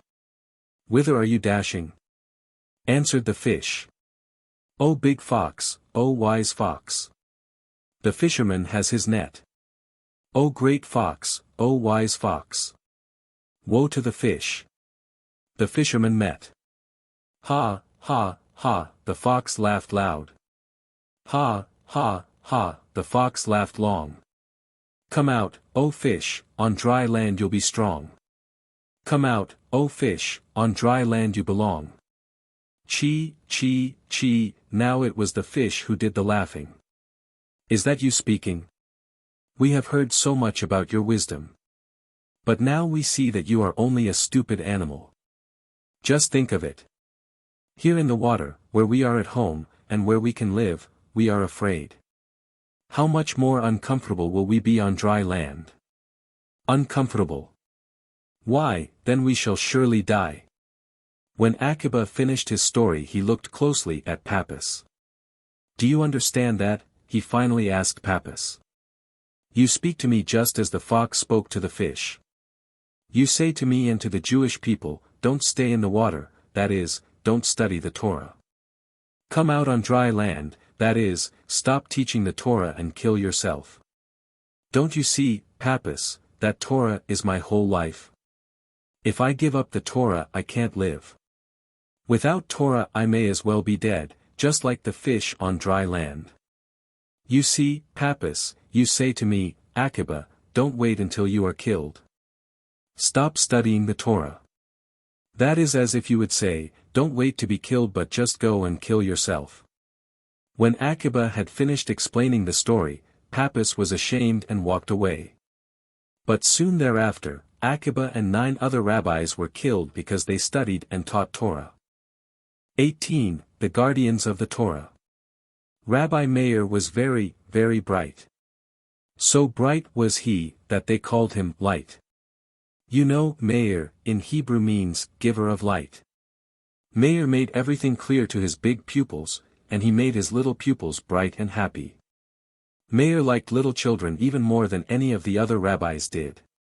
One day, when a strong wind was blowing outside, many children came into the large synagogue. Rabbi Meir sat down and they formed a circle about him. They stopped all their talking. They didn't even whisper. Oh, why doesn't he begin? They wondered. And why does Rabbi Meir look so sad? Children, said Rabbi Meir at last, today I shall not tell you a funny story. The story I shall tell you is not sad either, but it's hard to understand. So listen very carefully. Once upon a time long, long ago God wanted to give the Torah to us Jews. But, the Lord said, they will have to give me something very dear to them.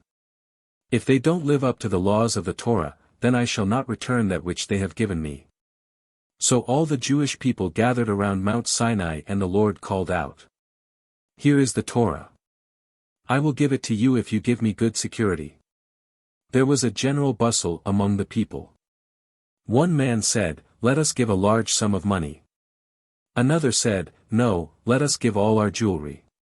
Still another said, let us give our very finest silks and velvets. You speak foolishly, said a third man. All of these things are nothing. Today they are won, tomorrow they are gone. Let us offer the stars. If we break this law, this Torah, then may the stars never shine for us again. That's too much to give, said a younger man.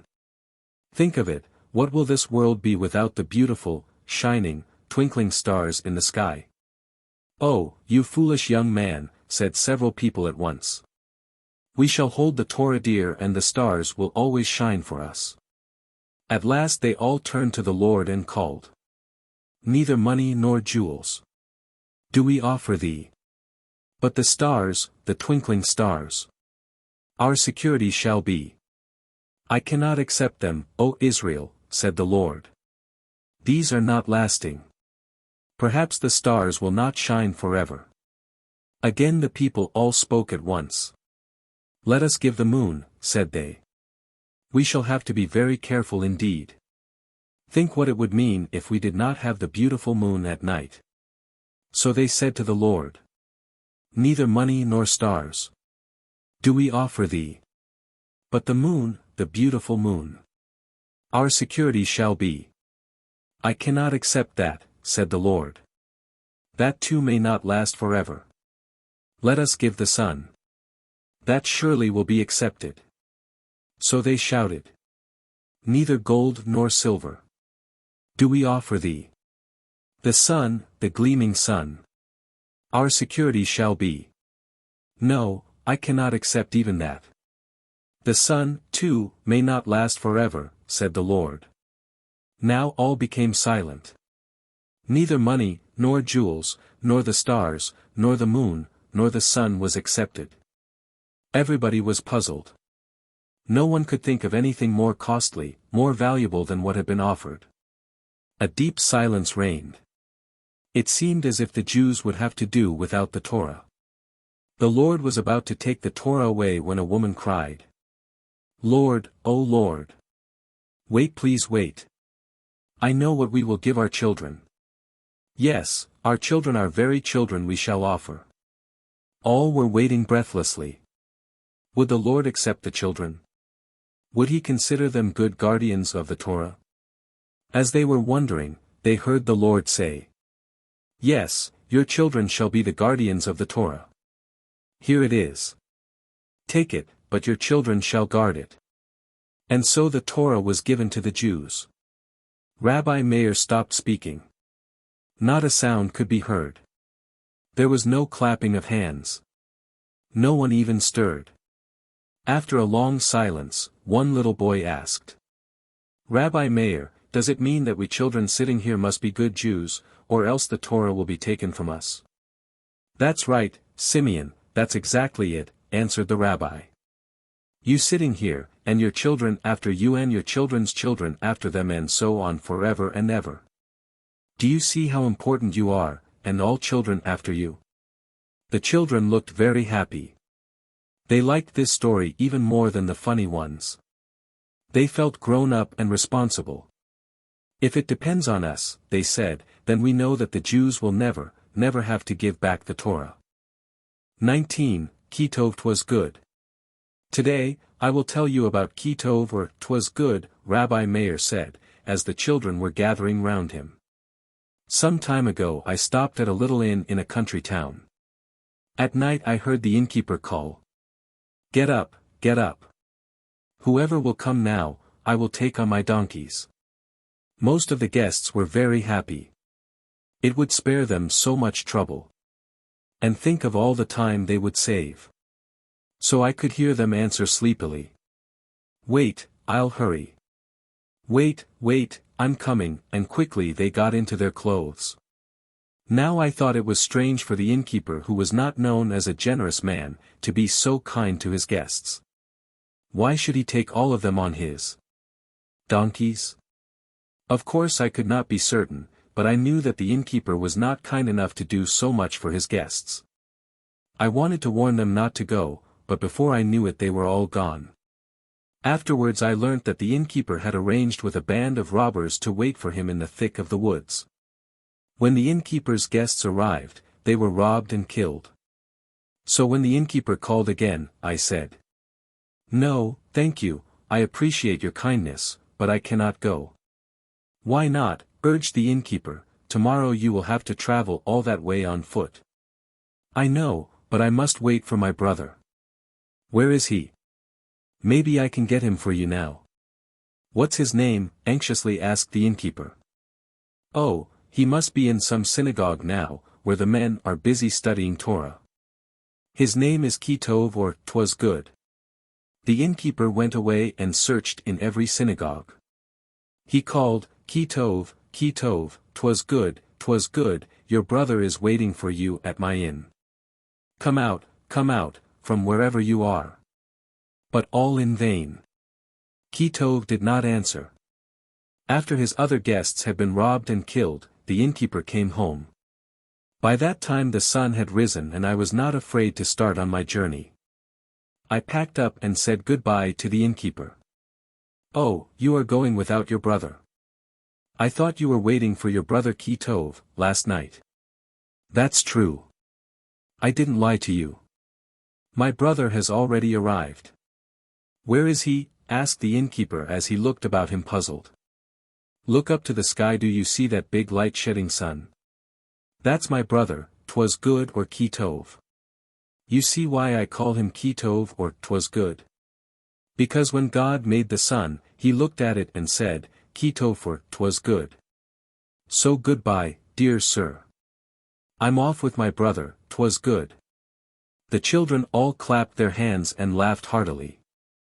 20. As faithful as that. Who knows one? Who knows one? One is Allah. One is Allah. Do you hear that nasal, sing-song tune? Do you see that man wrapped in a brown abaya, gown? And do you see his tan turban wound round his head? That man is an Arab of long ago. He is praying in one of those temples with round domes above them. Those temples are the Arabic temples called mosques. Who knows one? Who knows one? One is Allah. One is Allah.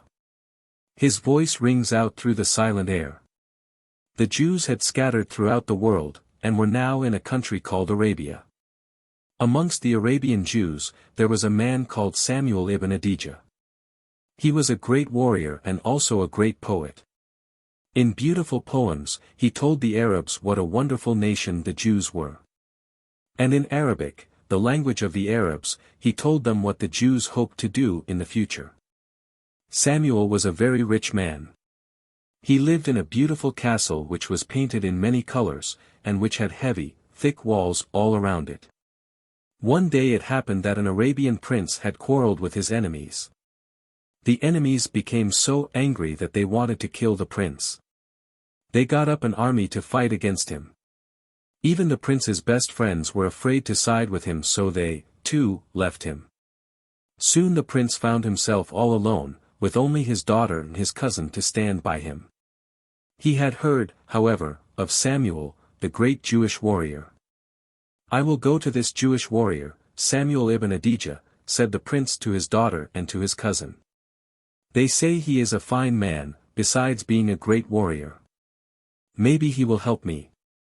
So, with his daughter and his cousin as his only companions, he came to Samuel, who received him kindly and protected him from all his enemies. Some time afterwards, the prince left Samuel in order to try to win back his kingdom.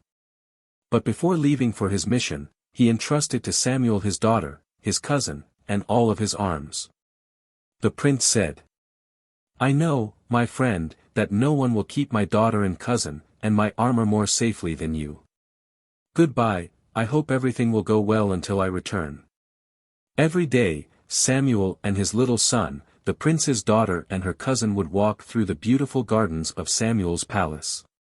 Every day they would await the return of the prince. Every day Samuel would tell the prince's daughter not to worry, that her father would surely return. But he himself felt that the prince must have been killed. In truth, the prince never did return. Instead, the enemies of the prince came upon Samuel. They surrounded his castle with their horses and their big army. With wild cries they commanded him to bring forth the prince's daughter and his armor.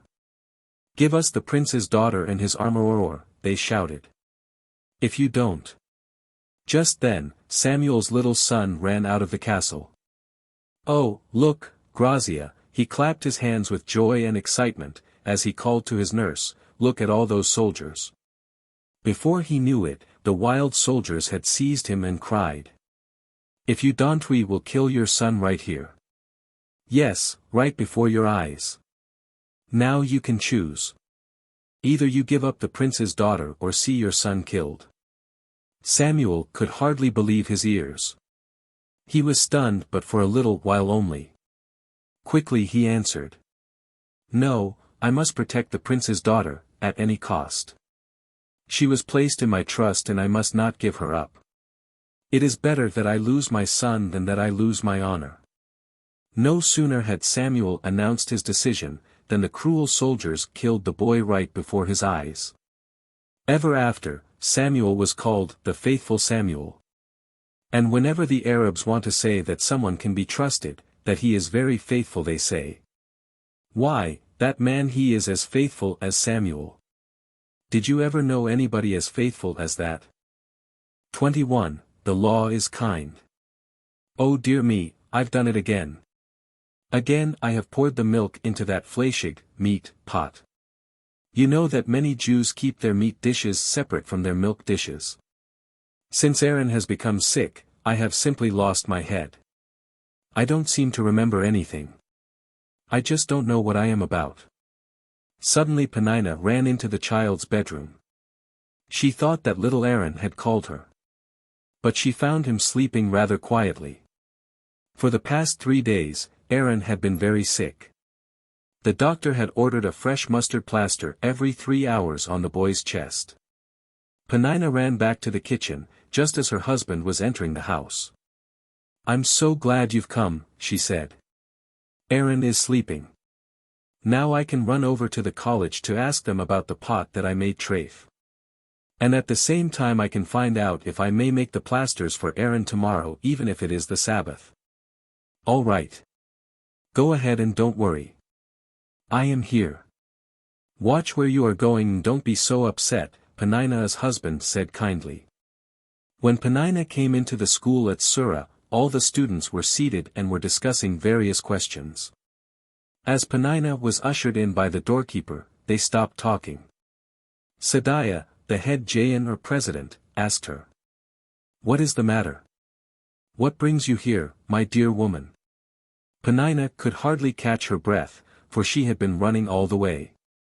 "You will excuse me for running in this way," Peninnah said as she sat down, "but you see, my little son is sick at home. And I do want to rush back to him. Since he became sick, I hardly have a kosher pot left in the house. When I should take a fleischig pot and spoon, I take a milchig, milk, one. When I should take a milchig pot, I take a fleischig one. Now I would like you to tell me whether I am to throw away all those dishes." Sadiah thought a while and then turned to the assembly and asked. "What do you folks think about that?" One scholar arose and said. "It's not for us to say one way or another. Let us look up and see what the rabbis teach us about such matters." At this point a rather stern-looking man asked to be allowed to speak. As he arose, he looked around impatiently. Sadiah called the assembly to order. "We will now hear what Anan ben David, the Karaite, has to say," he said. In a very low voice, Anan began. "My friends," he said, "this way of doing things is becoming too tiresome. Let us look up what the rabbis say, and again let us look up what the rabbis say. Have we not the Bible? Can't we read what the Bible says? The Bible says very clearly, 'You shall not cook the kid in its mother's milk.' That, my friends, means exactly what it says. It's bad enough that you have to be cruel and kill the little lamb. Then, after that, don't go and cook it in its mother's milk. The laws in our Bible are very kind, my friends, very kind. They have nothing to do with dishes. You may cook meat in the one pot. Then take that same pot and boil milk in it. But, the Bible says, don't cook the two at the same time. Don't boil the kid in its mother's milk." Peninnah sat by quietly and listened. But she became very impatient in her eagerness to get back. And besides, she didn't understand what Anan was trying to show. She arose and quietly said to Sadiah. "Please, Jayan, please. All I want to know is whether or not I must throw all those pots away. That's all." The Karaite looked even sterner than before. He was about to say something to the woman, but Sadiah turned to her and again very kindly said. "That is just what Anan is trying to tell us. According to him, there is no milchig and no fleischig, so you can just keep all your dishes." "But, don't I have to do anything to make them kosher again?" the woman asked in surprise. "Don't you see, my dear woman, nothing is treif because there is no fleischig or milchig. I'm afraid, I don't understand what Anan is saying. Does he expect me to eat treif and spoil my whole household?" The woman spoke in an angry tone and shut her lips very tightly, as she finished talking. "Please sit down again and we will soon tell you just what you have to do," Sadiah said. Then he turned to the assembly and said. "I am sorry that I cannot agree with Anan the Karaite. Of course, we know what is written in the Bible. And we must make sure that we do know it. But we must also know how the rabbis have explained it. Then we shall be able to help this woman and others, too. Another scholar arose and began to explain the law. Not to boil the kid in the mother's milk, means to have separate dishes for milchig and fleshig. That is what the rabbis here taught us. Now then, if this woman poured her milk into the fleshig pot, she must throw that pot away. At this point Sadiah Jain interrupted again and said, "No, my dear friend. Now that we know what the Bible has written down, now that we know what the rabbis taught, we can judge this case. We agree that the pot is treif. It cannot be used as it is. But neither does it have to be thrown away." Turning to Penina he said, "You throw a red-hot stone into that pot and pour water over it. Then you may use the pot again. It shall be kosher again." That decision Penina understood. She thanked the scholars very much. Penina was just about to rush out, when she stopped and said, "Oh yes, I almost forgot. Since I am here I might as well ask you everything." Surely, Sadiah said kindly. "We shall be glad to answer you. You see, my Aaron has a very bad cough. The doctor ordered that we put a mustard plaster on his chest every 3 hours. Now may I make the plasters on the Sabbath?" "What?" again called the Karaite.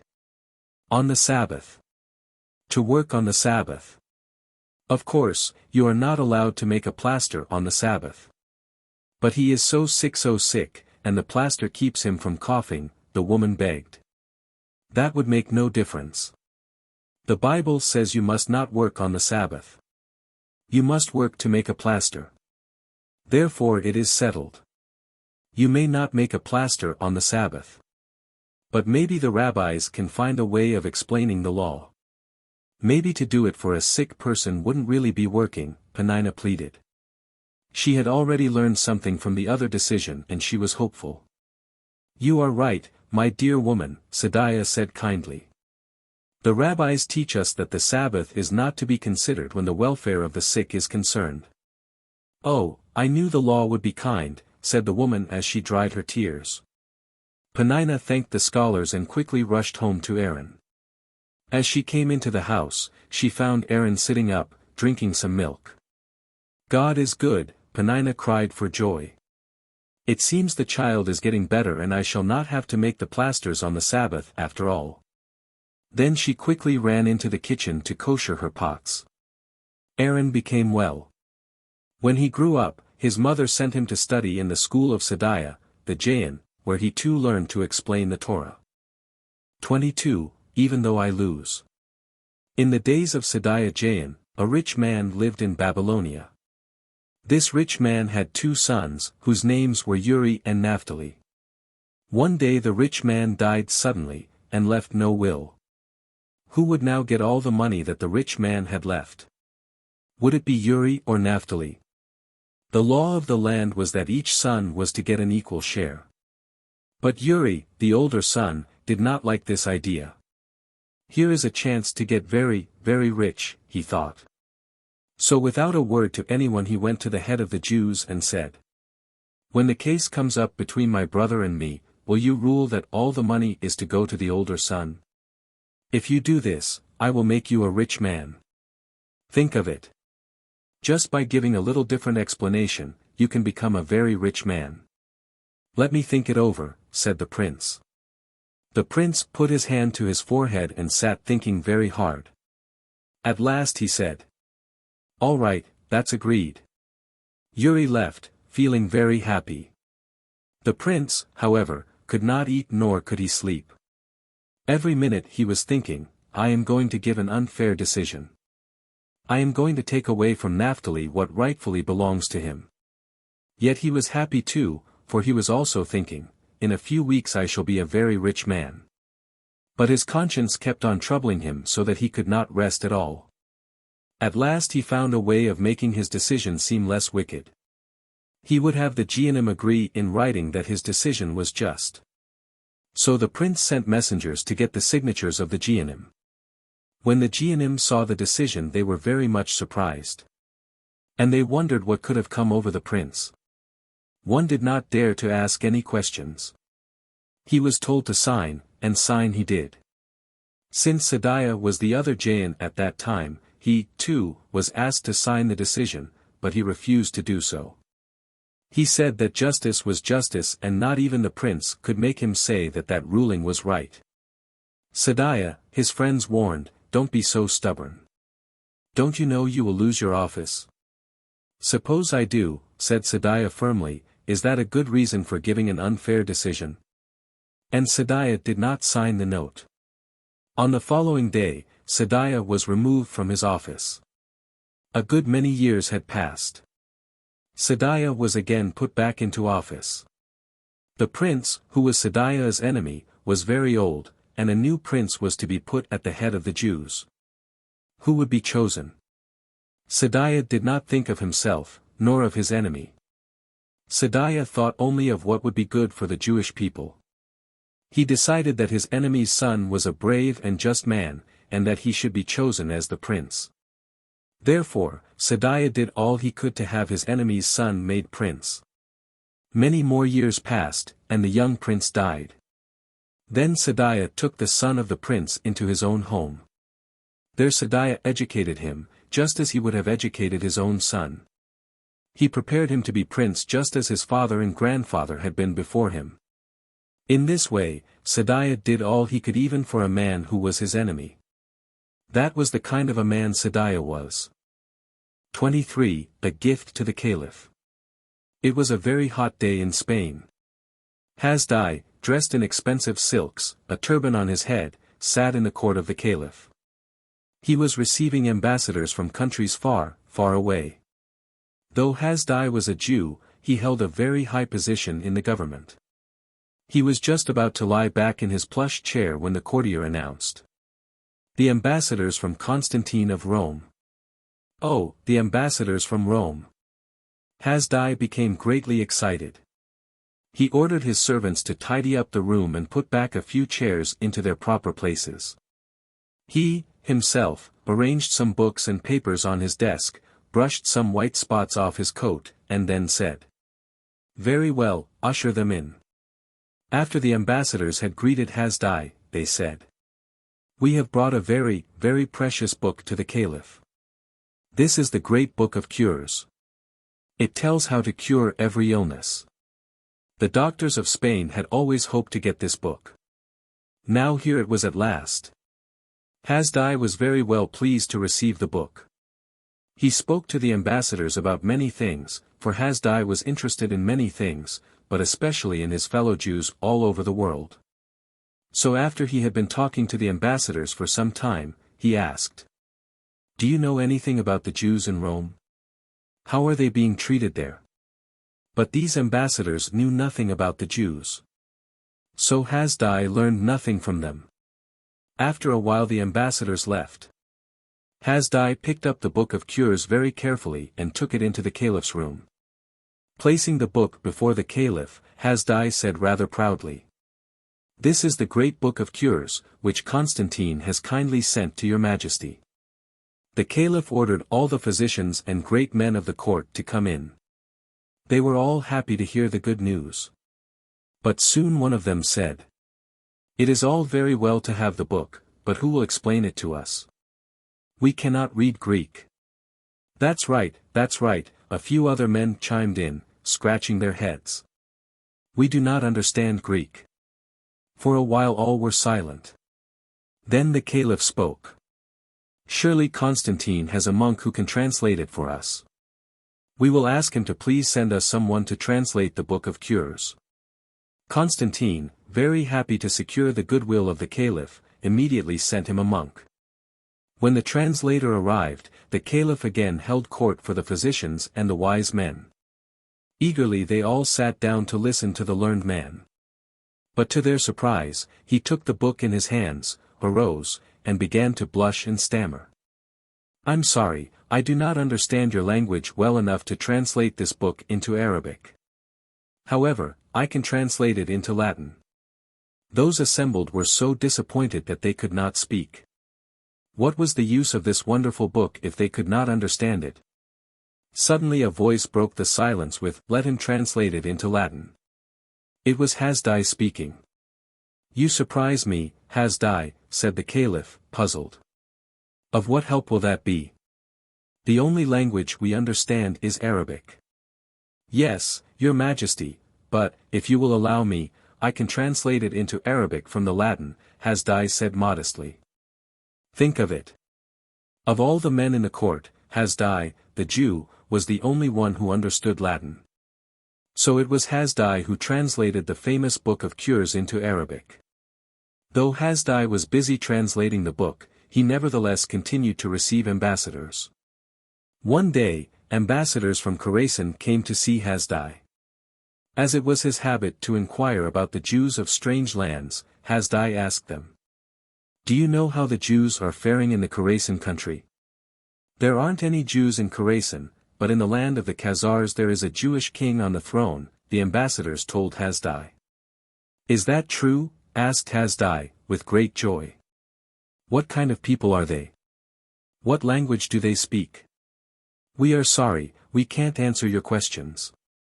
But we shall be glad to deliver a message from you to their king." And so Hasdai wrote a beautiful letter in Hebrew.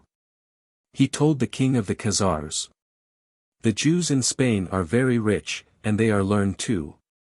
They have a large college where great men come to teach.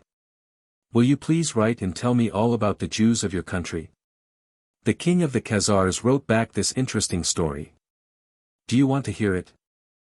24. The Choice. Once there lived in Russia a very fierce race of people, called Khazars.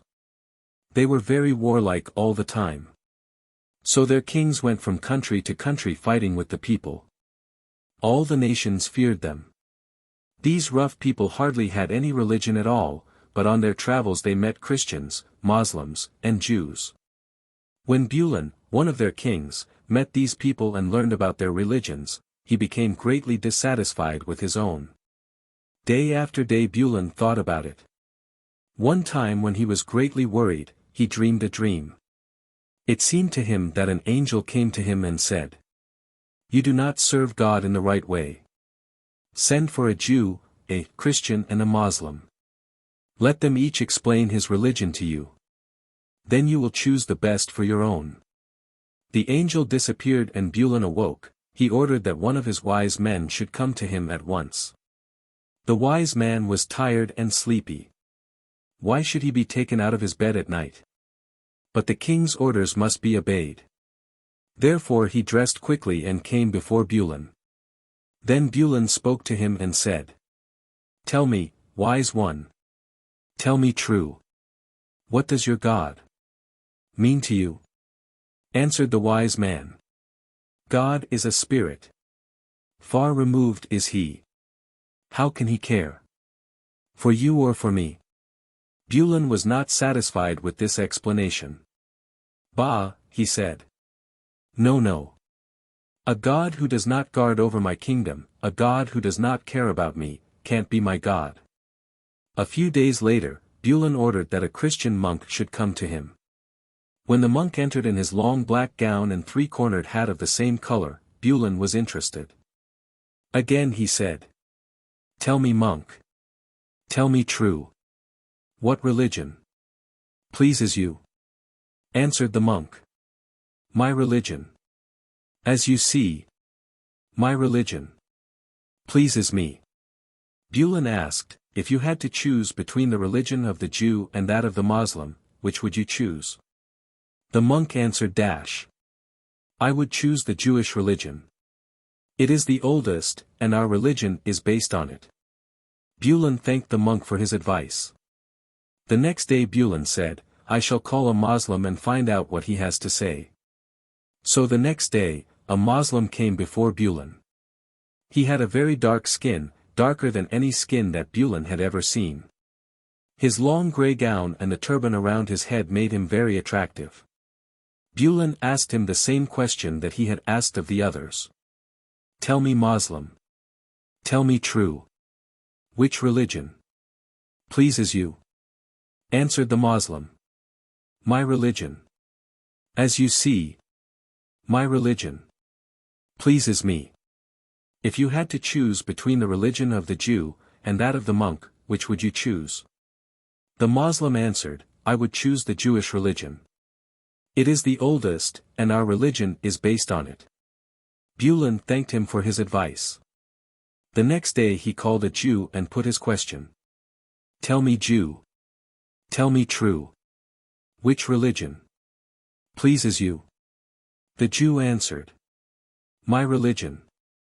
As you see, my religion pleases me. Bulun asked. Tell me, Jew. Tell me true. What does God mean to you? The Jew answered. Love thy neighbor as thyself. And know the prophets too. This, the message of the Jew, forever will be true. Bulun then turned to the Jew and said, You will be happy to know that I asked the monk this question, if you had to choose between the religion of the Jew and that of the Moslem, which would you choose? He answered, the Jewish religion. I then asked the Moslem a similar question. He answered, the Jewish religion. Now, all religions seem good to me if they teach us that there is one God who is the Father of us all, and that all men are brothers. But as the Jewish religion is the oldest, my folk and I shall come to you. So Bulun and his people became Jews. And I am one of his great-great-grandchildren, the king of the Khazars wrote. The story pleased Hasdai very much. It gave him courage to help the Jews of Spain to become greater and greater. 25. The Slave Rabbi. There were once two great Jewish colleges in Sura and Pumbeditha, famous cities in Babylonia. It was in one of these colleges that Sadiah was Jain. When people had a quarrel and could not make peace, where do you think they went? To Babylonia. For, this great college also served as a court. When a man wanted to become a rabbi, where do you think he went? To Babylonia. A time came, however, when the Jews stopped sending their students to Babylonia. Little by little Babylonia was losing its greatness. It seemed as if all the work that had been done there would be lost. What was to be done? The Babylonian Jews, very much worried, called a meeting of all the rabbis and all the important people. The question was, what should be done to keep up the great learning which had been started in Babylonia? Some said, send out letters to all the countries where Jews live. Tell them what great colleges we have here, and ask them for the sake of Jewish learning to help support these colleges. Tell them that otherwise all the good work of the rabbis will be lost. The schools will have to be closed. No, no, said others. Don't send letters. Send people. Send our very own great scholars. So they decided to send out 4 of their greatest scholars to different parts of the world. They were to assemble Jews wherever they went and say to them, we have fine schools and colleges in Babylon. You remember that when Johanan ben Zakkai risked his life to go before Vespasian, he asked for only one thing, to build a little school. Now that we have all these great and fine colleges there, will you allow them to be closed? If you do not send your students and your great scholars to Babylonia, that is what will surely happen.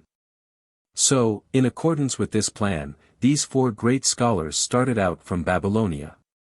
On their travels they had to cross a big sea. On this sea there were many pirates who fell on the vessel on which the rabbis were sailing. The pirates captured the 4 rabbis and carried them off to slave markets. 2 of them were taken to Africa, the 3rd to France, and the 4th to Spain. Was this to be the end of the rabbis and the schools in Babylon? Would the schools have to be closed after all? Would these great rabbis be sold as slaves? Was this to be the sad end of such well-laid plans? In those days every country had a marketplace where the rich people came to buy their slaves. To these marketplaces the rabbis were brought. And these old, learned men were placed on the block, on show, where everybody could see them. These old rabbis, loved and honored by the Jewish people, were put up for sale just like sheep or cows or horses. Can you imagine the shame and sorrow these men felt? The pirates, however, were very happy. Now they would get rich. These Jewish men were worth thousands of dollars. In Spain, the captain of the pirates stepped up on the platform and called out, "Hear ye, hear ye. Here we have an extraordinary slave, but of course he is very expensive. It isn't every day that we can offer you slaves as fine as this one." There was great excitement in the marketplace. The Jews and even the Gentiles were greatly astonished. How had these pirates succeeded in capturing a great rabbi? What? A rabbi to be sold as a slave? What a disgrace, they cried. It all seemed so impossible. A cry of horror arose from the Jews. No, they would never allow it. That would be terrible. Meanwhile the pirate cried again. "Well, what am I offered for this one? A great man, a great scholar. Tested him myself." At that the stupid crowd began to laugh. "What am I bid? Guaranteed to know everything," the pirate continued. Jews and Gentiles alike could not bear to hear the pirate poke fun at the great rabbi. The Gentiles offered high prices, but the Jews always added to the offers. The Jews had made up their minds not to let the rabbi be sold into slavery. To their joy, they did at last buy freedom for this highly respected man. Among the bidders in the slave market was a man whose name you have heard before. Yes, that man was the famous Jewish scholar, Hasdai. When Rabbi Ben Enoch was put up on the platform, Hasdai offered a larger price for him than anybody else there, so that he was sold to Hasdai. I don't know whether you can imagine how happy Hasdai was. For surely, you don't think that he had bought the rabbi for his slave. Hasdai was happy because he knew that God had sent him a great treasure. He knew that no amount of money could pay for that treasure. The first thing that Hasdai did was to give Rabbi Ben Enoch his liberty. Then, when Rabbi Ben Enoch had told him the whole story of his mission, Hasdai offered to help him accomplish what he had set out to do. He took the learned Rabbi Ben Enoch with him to the college in Spain. The rabbis who had been taken to the other countries were freed, too. Can you imagine how happy the rabbis were to be free again? So their trouble had not been in vain. Their hopes would be fulfilled. The work at Babylonia would not be wasted. Moses ben Enoch was so anxious to do his duty that he did not stop even to take off his slave's clothes. As soon as he was set free, he went to the college with Hasdai at once. There he asked Hasdai to let him stand near the door and listen to the discussion. No one noticed him at all. He had been standing there some time when a very hard problem came up. It was so difficult that even the head of the college could not solve it. Suddenly a voice was heard asking, "May I please try to answer the question?" Everybody turned to see who was talking. Can you imagine their surprise when they saw a slave in the school? And not only that, but the slave trying to answer a question, and such a hard one at that. "That must be some slave who has gone out of his mind," a number of scholars said, but the head of the college, being wiser than they, in his usual polite way, asked Ben Enoch to come up to the front. When he had modestly done so, quietly and slowly, he answered the question. Seeing how wise Ben Enoch was, the head of the college said, "So wise a man should take my place, for he knows more than I do." So Moses ben Enoch, this rabbi from Babylonia, became the head of the college in Spain. Hasdai went up to the head of the college and asked his permission to speak to the assembly, and Hasdai told the whole story of Rabbi Moses ben Enoch. Now, when a man wanted to become a rabbi, where do you think he went? To Spain, of course. When people quarreled and could not make peace with each other, where did they go? To Spain. And so Spain took the place of Babylonia as the center of Jewish living and of Jewish learning. 26. The Wondrous Tree. "Very warm night again, isn't it?" remarked the Arabian poet. "Yes, very warm indeed," smilingly answered the Jewish shopkeeper to whom the remark had been made, "but a poet shouldn't mind warm nights. The warm nights in Spain are so beautiful they make it easier to write poetry." "You are only joking. But I tell you, the only ones who don't have to worry are you Spanish Jews. You are richer than the Jews of the rest of the world. You can do as you please during the entire year.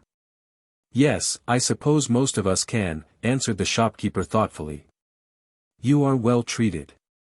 You can worship as you please, continued the Arabian poet, you are very learned and best of all, you have great poets among you. The Arabian poet seemed jealous. There was an odd gleam in his eyes. He had suddenly become silent, to the surprise of the Jewish shopkeeper.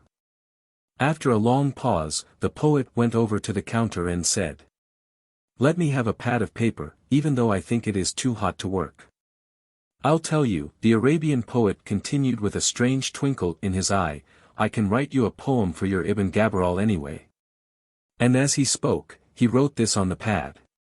Ibn Gabirol, a great Jewish poet is he. But Ibn Gabirol, a great poet must not be. The Arabian laughed loudly, and threw the piece of paper on the counter. "Here, keep it," he said, "I usually get paid for my poems, but you don't have to pay me for this one." With these last words he walked out of the store.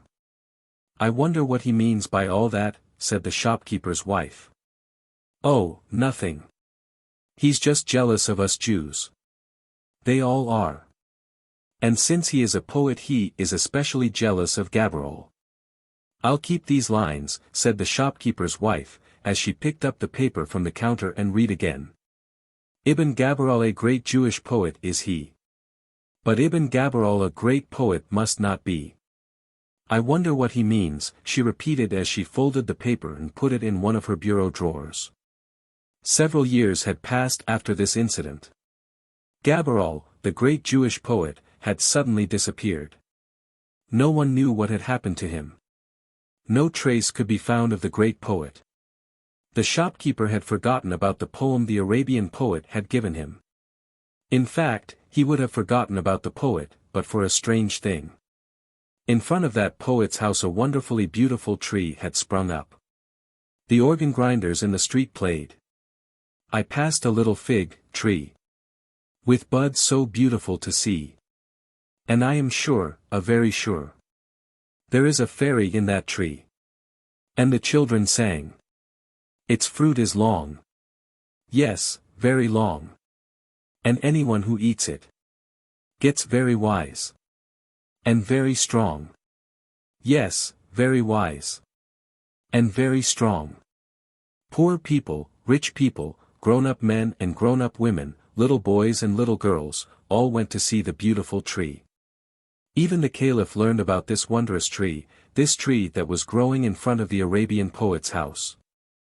The king's servants all cried, "A fairy is hidden in it. Surely a fairy is hidden in it. We shall go and find out for ourselves," said the Caliph. And off he started with a laborer armed with a spade. When they came to the wondrous tree, the man began to dig deep, deep under it. From every part of the town the people came to watch the digging. Breathlessly they looked on. With every spadeful, a cry of wonderment went up. Suddenly the laborer became pale. "Look, look," he exclaimed to the king. "Look, someone is buried here." The king ordered the body to be taken up, out of its grave. "Lord, have mercy," the people all cried as the body was lifted up. "Who can it be? A man buried under that tree." Some of the king's courtiers, however, had already recognized the face of the dead man. But they looked again, and again. "Yes, yes, that is so. It is the body of Gabirol, the Jewish poet." They exclaimed with horror. Now you remember the Jewish shopkeeper, for whom the Arabian had written that poem about Ibn Gabirol. That shopkeeper too had come to watch the digging under the wondrous tree. When he saw the body of Gabirol he began to tremble. Oh, he saw it all now. It all came back to him. That hot summer night and the poem the Arabian had thrown over the counter. The poem read, "Ibn Gabirol, a great Jewish poet is he. But Ibn Gabirol, a great poet must not be." So the Arabian meant that he would kill Ibn Gabirol. And the shopkeeper kept shaking his head and mumbling to himself. Ibn Gabirol, a great Jewish poet must not be. Who would have thought it? Who would have thought it? Guess the Arabian is sorry he said so much to me that night, the shopkeeper thought to himself. Suddenly he began to push through the crowd. Let me pass, please. Quickly, quickly, let me pass. I have something very important to tell the king, he said as he elbowed his way through the crowd. I know who committed this crime, I tell you, I know, the shopkeeper kept shouting as he came up to the caliph. Your Majesty, I know who killed Ibn Gabirol. I am sure of it. It was this man, and he pointed to the Arabian poet who was standing in the crowd. Be careful what you say, the caliph answered sternly. Can you prove it? I can. The shopkeeper would not be quieted. Very well then, go ahead, said the caliph. About 3 years ago at this time, the shopkeeper went on, the Arabian poet came to my store to buy some paper. He sat there a long time and spoke to me about the Jews in Spain. He thought they were getting altogether too great and too rich. Then he turned to me and laughingly said, Here, I will write you a poem for your Ibn Gabirol. And he wrote something like this. Ibn Gabirol is a great poet, but he won't remain a great poet. If I'm not mistaken, my wife still has the piece of paper. He lies, cried the Arabian, turning white. Go get that paper, commanded the caliph. In a few minutes, the shopkeeper returned. Here's the poem, said he. See for yourself. That's not my handwriting. That Jew is just trying to get me into trouble. Believe me, O Caliph, believe me. The Arabian begged.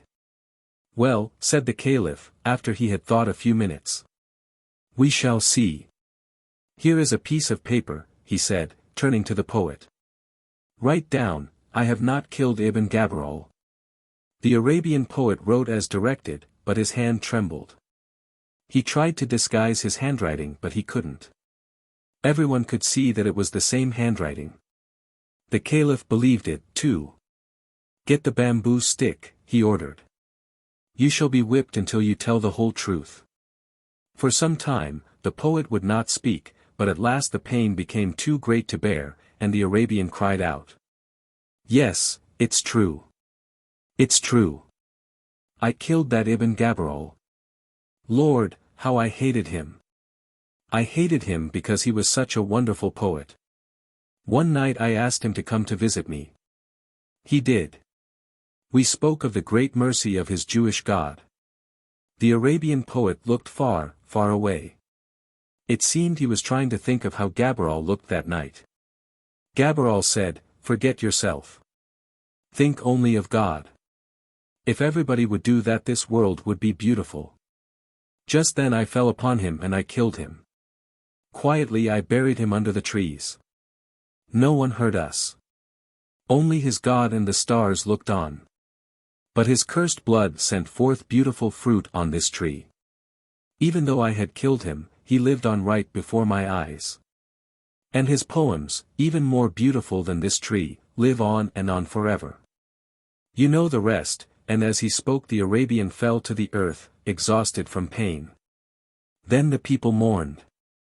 Alas, alas, we've learned it. The secret of this tree. The blood of Gabirol fed it. So, beautiful it must be. The Arabian was hanged. And Ibn Gabirol, whom he had slain, lives on forever and ever because of his beautiful poems. 27. In the East is my heart. Let's play school and I will be teacher, said Miriam, a dark-haired little girl. No, play making bricks in Egypt. Oh, I don't want to think of the Jews in Egypt. Better play going to Jerusalem, said Judah, a little boy of 10. Don't you ever get tired of that game, Judah? After all that playing and marching, you could be in Jerusalem by now. I am going to Jerusalem some day, Judah answered proudly. His eyes filled up with tears. Oh, how he wanted to go to Jerusalem. All right, let's play going to Jerusalem. You know how the game is played. The children began to march around chairs. At the end of each round some child was left out. Someone stayed behind. Someone did not reach Jerusalem. Who do you think did get to Jerusalem? Who do you think won the game? No, it was not Judah, not yet. Not even in the game did he get his wish fulfilled. Miriam won the game. That evening at the table his father asked Judah kindly. "Well, Judah, did you get to Jerusalem yet?" Judah hung his head. "No," he answered sadly, "not yet, but I will someday." Many days passed. Then many years. Judah grew up and went to college in Spain. One day Judah, now tall and handsome, was sitting on a big rock, facing east and writing a poem. He looked up and recited. "O city, far off east, the beautiful, the blessed. My spirit longs for thee. From out the far off west. If only I had an eagle's wings. Straight would I fly to thee. And I would moisten thy holy dust. With tears ever running free." 1. Some of his college friends came over and listened. "Well, Judah," said one, "care you studying hard for the doctor's exam?" "Oh, bother. Exam," replied Judah angrily.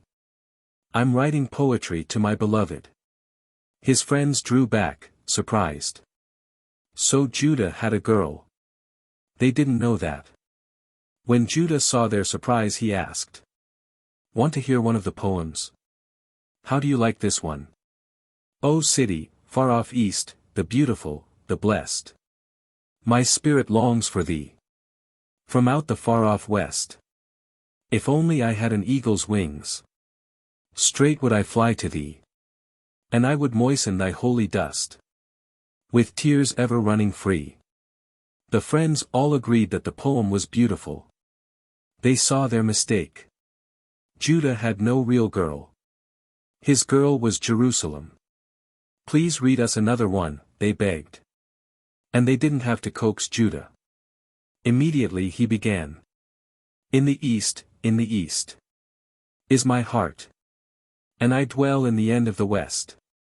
All the beauties and treasures of Spain are worthless as dust in mine eyes. But the dust of the ruined temple, as a treasure of beauty I prize. 2. When he finished reading, one of the boys said, "Beautiful poems, but how will that help you pass the exam?" "That's true," sighed Judah. "Thinking and dreaming and writing of the Holy Land won't help me pass the exams. And I do want to become a doctor. I shall earn a lot of money and then I shall go to my beloved city, Jerusalem." Judah was graduated from college. He became a very successful doctor. He was so busy that he hardly found time to write poems to his beloved. Years passed. Judah married and had one daughter. As soon as she could speak she, too, sang songs about Eretz Israel. One day when she was about 8 years old, she suddenly turned to her father and said, "Father, I've heard so much about Jerusalem, and I know so many songs and poems about it, but I have never seen Jerusalem. Won't we ever go there?" Then Judah took her on his knee, and told her at her age, he had always played "Going to Jerusalem," and how he, too, had made up his mind that when he grew up he would surely go there. "Oh, how I long to go there now," he ended. "But all my brothers and sisters are here and my dear friends, too. I hate to leave them all. And besides, your mother doesn't want to go." More years passed. Judah already had a grandchild, and even his grandchild kept on singing. In the east, is my heart. And I dwell in the end of the west. All the beauties and treasures of Spain are just like the dust in mine eyes. But the dust of the ruined temple, as a treasure of beauty I prize. At last the day came when Judah could wait no longer. He tore himself away from his beloved family, his wife, his daughter, and his only grandchild. He left his many, many friends. He gave up his work as a doctor, and started for Jerusalem. When Judah's ship was well out to sea, a strong wind arose which soon became a storm. The waves kept dashing higher and higher. The boat was tossed hither and thither. It seemed as though they would never reach the holy city. Days passed before the storm quieted down. At last, tired but hopeful, he arrived in the Holy Land. Judah had worked, and waited. But at last he had his reward. Was this really Jerusalem? Was this really Judah in the streets of his beloved city? It didn't seem possible. It didn't seem true. Judah visited the cave of Machpelah, the Wailing Wall, Rachel's tomb, and all the other places he so longed to see. He touched each building, each stone, with his hands to make sure that he wasn't dreaming. While on the boat, Judah had begun to write a book about Judaism, and many new poems. He was now able to finish his books in the place where he had always longed to be. But Judah wasn't lucky enough to enjoy his beloved Jerusalem very long. Only a few months after he had reached the city, he was kneeling outside the city walls, chanting a song to Zion. While the great poet of Zion was singing his song, a Mohammedan horseman came along. When he saw Judah, a Jew, praying at the wall, it made him very angry. So angry did he become that he fell upon Judah and killed him. Now, I know you feel sorry for Judah. But don't forget that he did reach Jerusalem, his beloved city. And even to this day his poems to Zion are sung. 28. An angel did it. It's hard to make a living in Spain. I think I'll try another country. So spoke Abraham ibn Ezra to his mother. But, he added, with a smile, it seems I simply haven't any luck. If I were to begin to make shrouds, I'm sure men would stop dying, or if I were to make candles, the sun would not set until I gave up the candle trade. His mother smiled a kind mother's smile. Lightly tapping him on the shoulder, she answered. Now, don't speak that way, Abraham. You mustn't lose courage, my son. As you go from country to country you will surely find something at which you can make a good livelihood.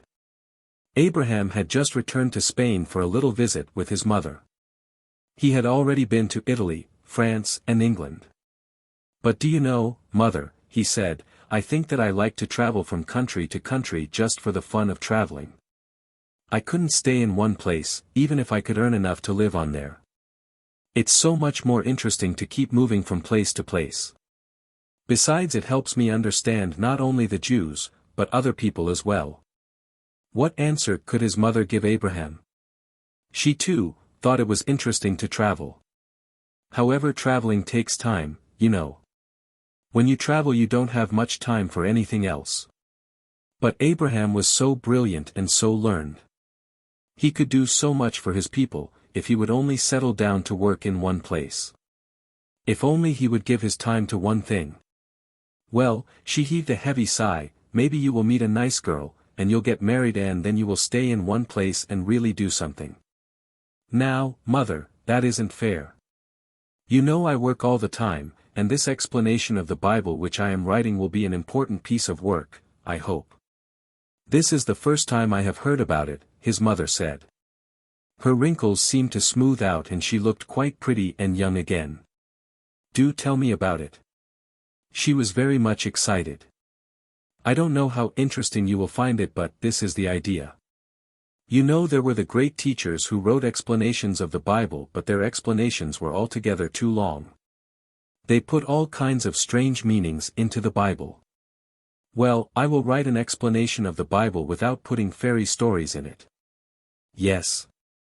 What do you expect to do? Abraham's mother asked. And the look in her eyes said. Please go on and tell me. You see, it's not such a short story. If you really care to listen, I will tell you. Why do you ask such foolish questions? His mother said lovingly, as she bent over and kissed him. Pleased, Abraham continued.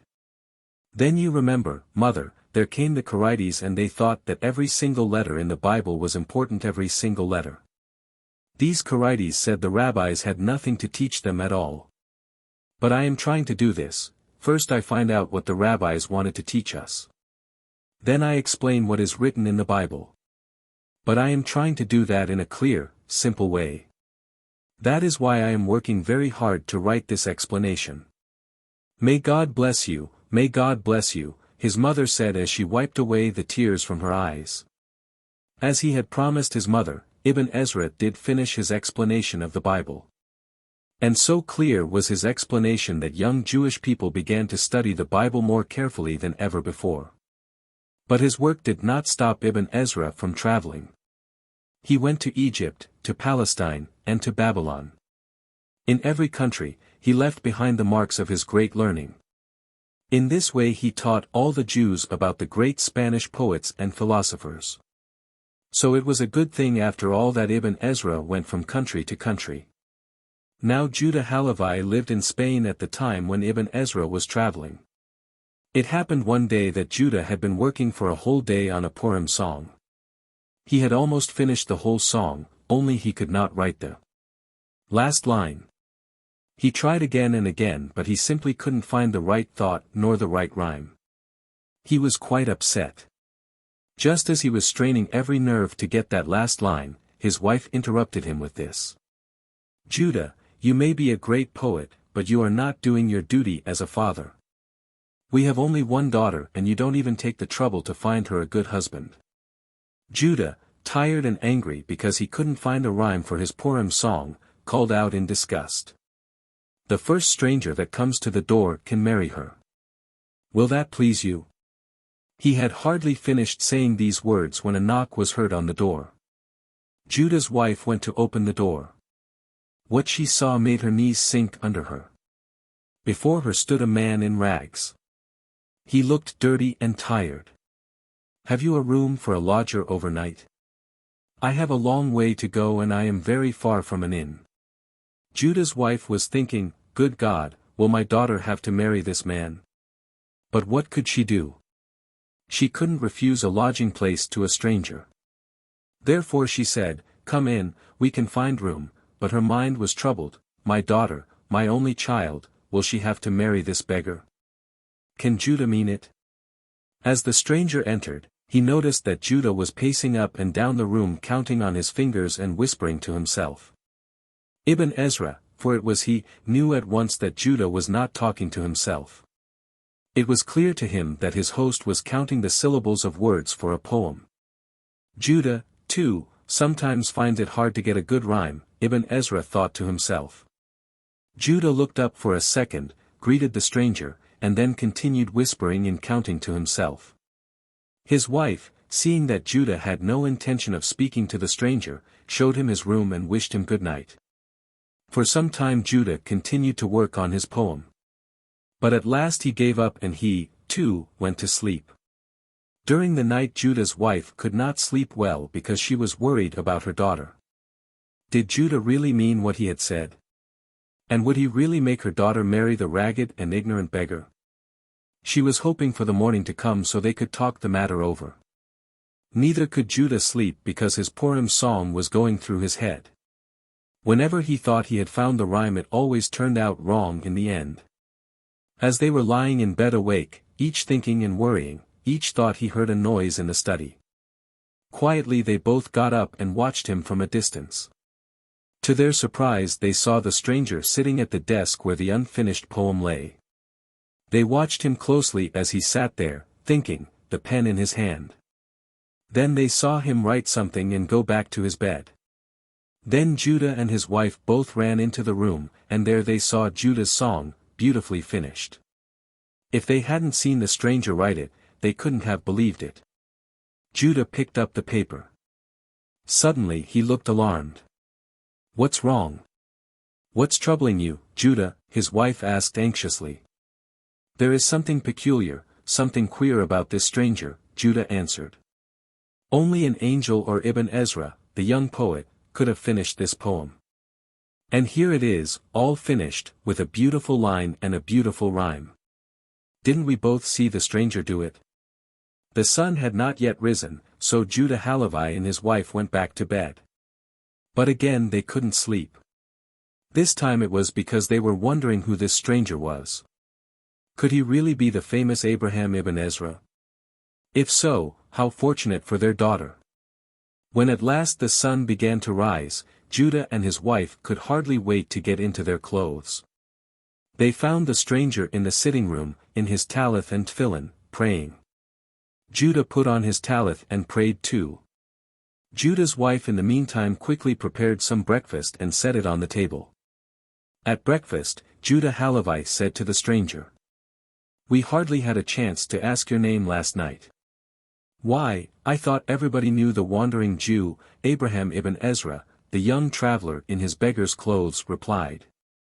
Judah and his wife stopped eating and both stood up in great surprise. Extending his hand to Abraham, Judah said, "I told my wife that only Abraham ibn Ezra or an angel could have finished that poem.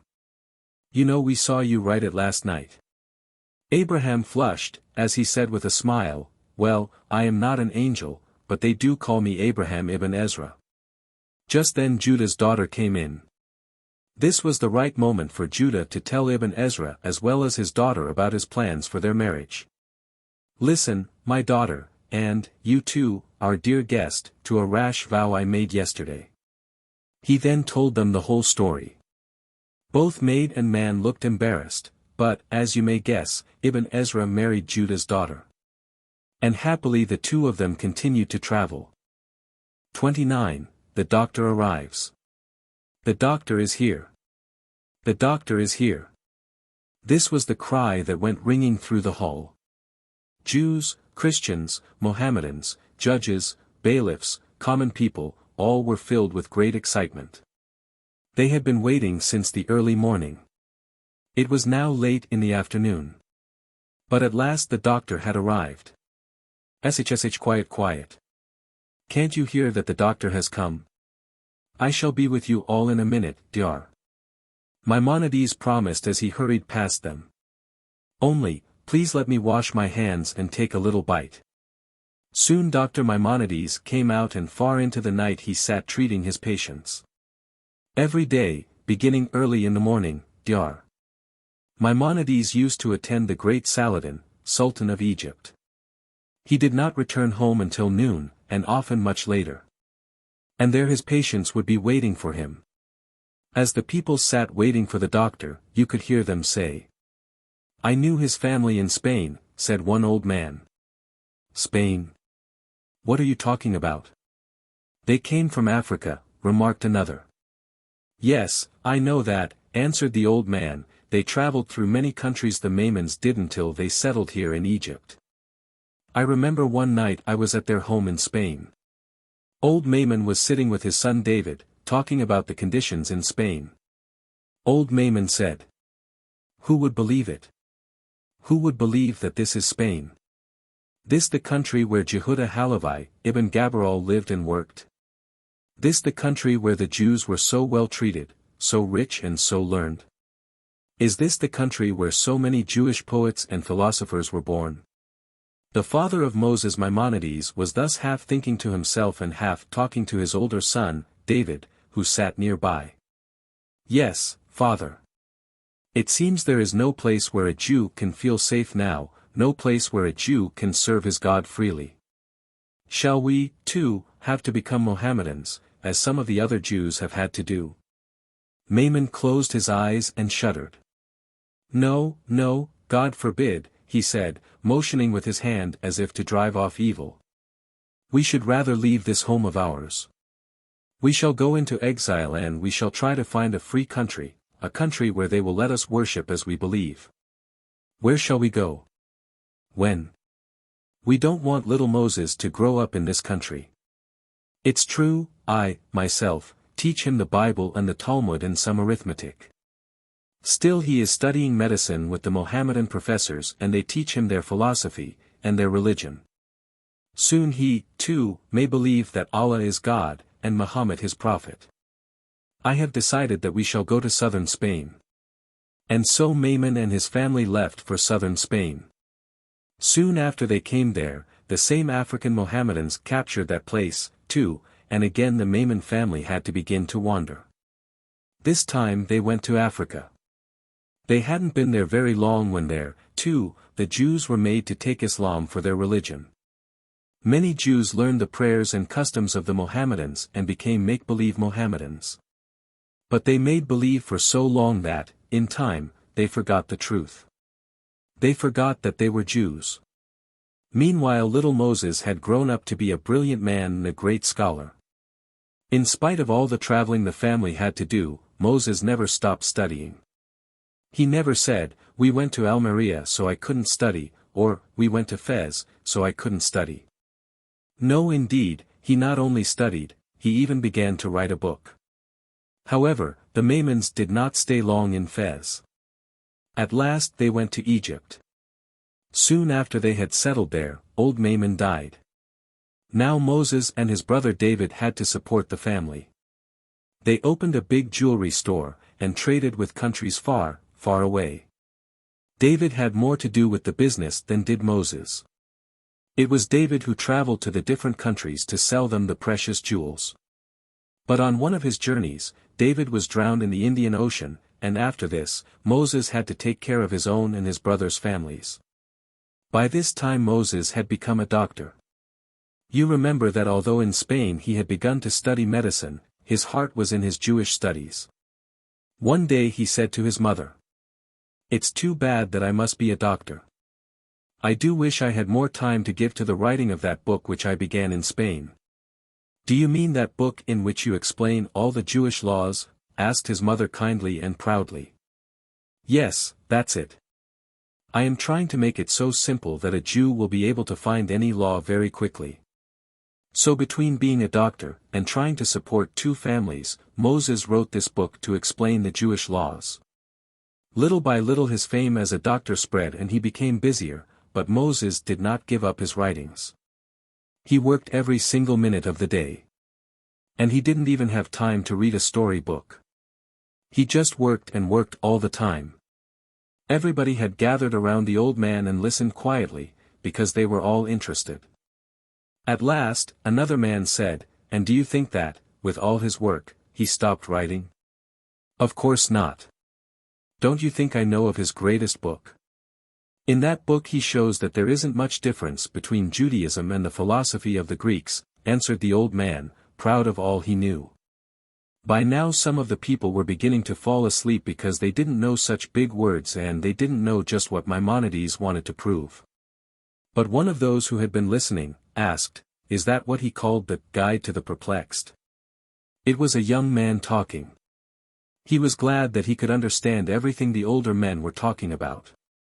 "Yes, and do you know that he has been asked to be court physician to Richard the Lion-Hearted, the great king of England?" "Oh, really?" said an old lady. "How lovely! Where will he get the strength to do it all?" But he didn't accept that offer. He would rather give his time to his writings, answered the old man with the air of one who knows it all. "And now there is a saying, from Moses to Moses, there has been none like Moses," the old man continued.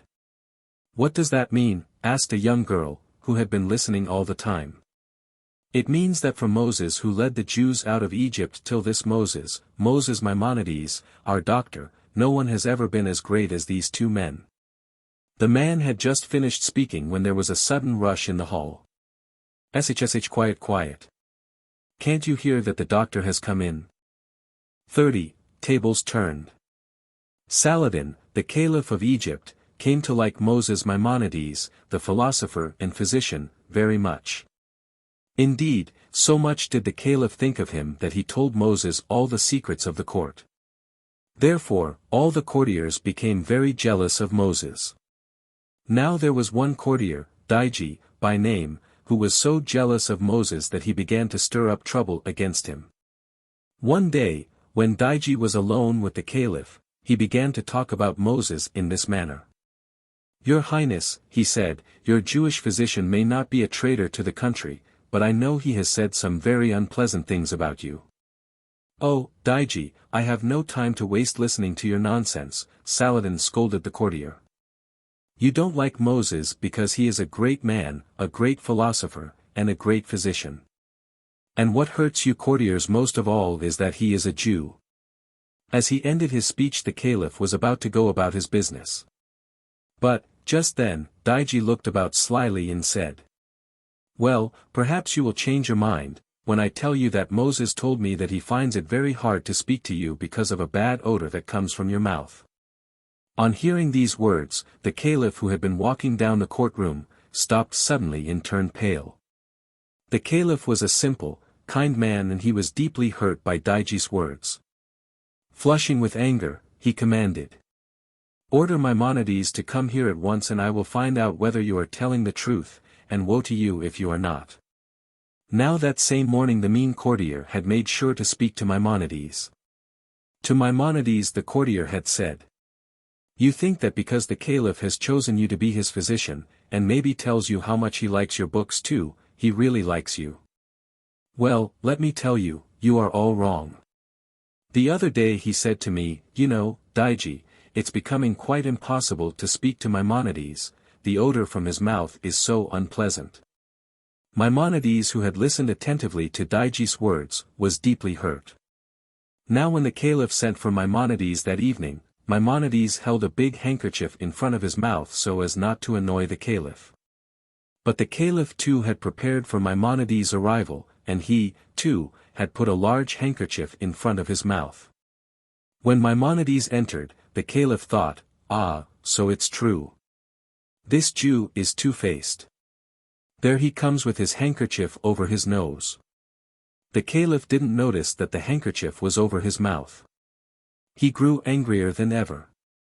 Seeing the caliph holding his handkerchief to his mouth, Moses' knees began to tremble so that he had to hold on to the furniture to keep from tottering. At last Moses reached the throne of the caliph. The caliph was so angry he could hardly speak. But he had already made his plans. So at last he said, You go to the outskirts of the city where they are burning lime in the big lime pit, and ask, Has the caliph's bidding been carried out? At another time Moses might have asked his friend, the caliph, what he meant by such a peculiar question. But now, he felt altogether too embarrassed to say more than he had to. The sun was setting, and it was getting dark. Many patients were waiting for Moses at his home. Nevertheless, without any complaint he turned to do the bidding of the caliph. Meanwhile the caliph had sent a messenger to the head of the lime pit and ordered him to burn to death the man who would come within an hour and ask, Has the caliph's bidding been carried out? As Maimonides went on his way, he was met by an old woman who threw herself at his feet begging. Oh, please doctor, please come in and see my daughter. She is dangerously sick, and only you can save her. What was Maimonides to do? He had two duties to carry out. It was his duty to do the caliph's bidding, but surely it was clearly his duty to save a human life. If he carried out the caliph's command, the woman's daughter might die in the meantime. So what was he to do? It did not take Moses long to make up his mind. He quickly turned to the woman and asked her to lead him to her home. There he gave the sick girl some medicine and soon she was sleeping peacefully. Maimonides assured the mother that when her daughter awoke she would be on the road to health. This duty done, he went to the lime pit. Meanwhile, the jealous courtier who had heard of the king's command to kill Moses, was very impatient.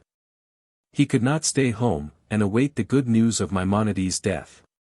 So, as the sun was setting, he hurriedly left for the lime pit. Upon his arrival he asked, Has the caliph's bidding been carried out yet? When the lime burners heard the question they quickly fell on the courtier, tied him and threw him into the pit, where he was burnt to death. A short while later, Maimonides, too, reached the pit and asked, Has the caliph's command been carried out? With a smile and a twinkle in his eye, the head of the pit answered, Oh, yes, and a good job it was too. Saying no more, Moses turned homeward. The following day Moses went to the court, as he always had done. As he approached the caliph, Moses noticed that Saladin was pale and trembling. What is wrong, your majesty? Moses asked, greatly alarmed. Why didn't you go to the lime pit yesterday as I ordered you? The caliph asked, his eyes flashing with anger. I did, your majesty, Moses replied quietly. And they told me that your bidding had been carried out, and that it had been a good job too. Oh, Allah, Allah, the caliph cried out. A poor innocent man must have been burnt alive instead of you. Instead of me? Moses called out in horror. Yes, I sent you to the lime pit yesterday to be burnt. You, Caliph, me to be burnt? Impossible. You wanted to kill me? Moses didn't know just what to say. He couldn't believe it all. Why, what evil have I done to your majesty? Enough, said the Caliph. You are not a true friend. If my mouth odor is truly bad, why couldn't you have told me instead of mocking me behind my back? A light dawned on Moses. Oh, was it Daiji who told you that? He asked the Caliph. Yes, it was Daiji. If anyone else had told it to me, I wouldn't have believed him. But Daiji was your friend, and so I thought he was surely telling the truth. Then when I called for you, you came holding a handkerchief to your nose. How could I do anything but believe him? It was then that I made up my mind to kill you. When Maimonides heard this, he began to laugh. Oh, that courtier is sly. You know, O Majesty, he told me the same about you. He said you told everybody that you wished you didn't have to speak to me so often, because you couldn't bear the odor from my mouth. Oh, how shameful, called the Caliph, who was really a kind-hearted man. To think that I was ready to believe him and take your life for that. Moses, can you forgive me? The Caliph almost cried. Oh, I've forgotten about it already. Only I wonder who it was that met such a sad death at the lime pit. Moses was wrapped in thought. Moses, the Caliph cried, with great appreciation, you are indeed the great philosopher, the great Moses Maimonides, and the Caliph embraced him affectionately. Just then the Caliph's butler announced, 2 lime burners to see you, your majesty. Let them come in. And the 2 lime burners came in holding a ring and a watch in their hands. The head of the lime burners spoke. We removed these things from the man whom you ordered to be burnt yesterday. Here, they belong to your majesty. As the men held them out, the Caliph exclaimed. Oh, these things belong to that jealous courtier who made me plan all that. He wanted to hear of your death, and so he reached the pit before you did. By the way, Moses, where were you then? Oh, God is good, Moses smiled. An old lady came and asked me to heal her sick daughter. I hope your majesty will pardon me, I stopped to attend the sick girl before going to the lime pit, because I feared that she might die if I did not go immediately. Oh, how impossible it is for us to understand the ways of God! The Caliph exclaimed.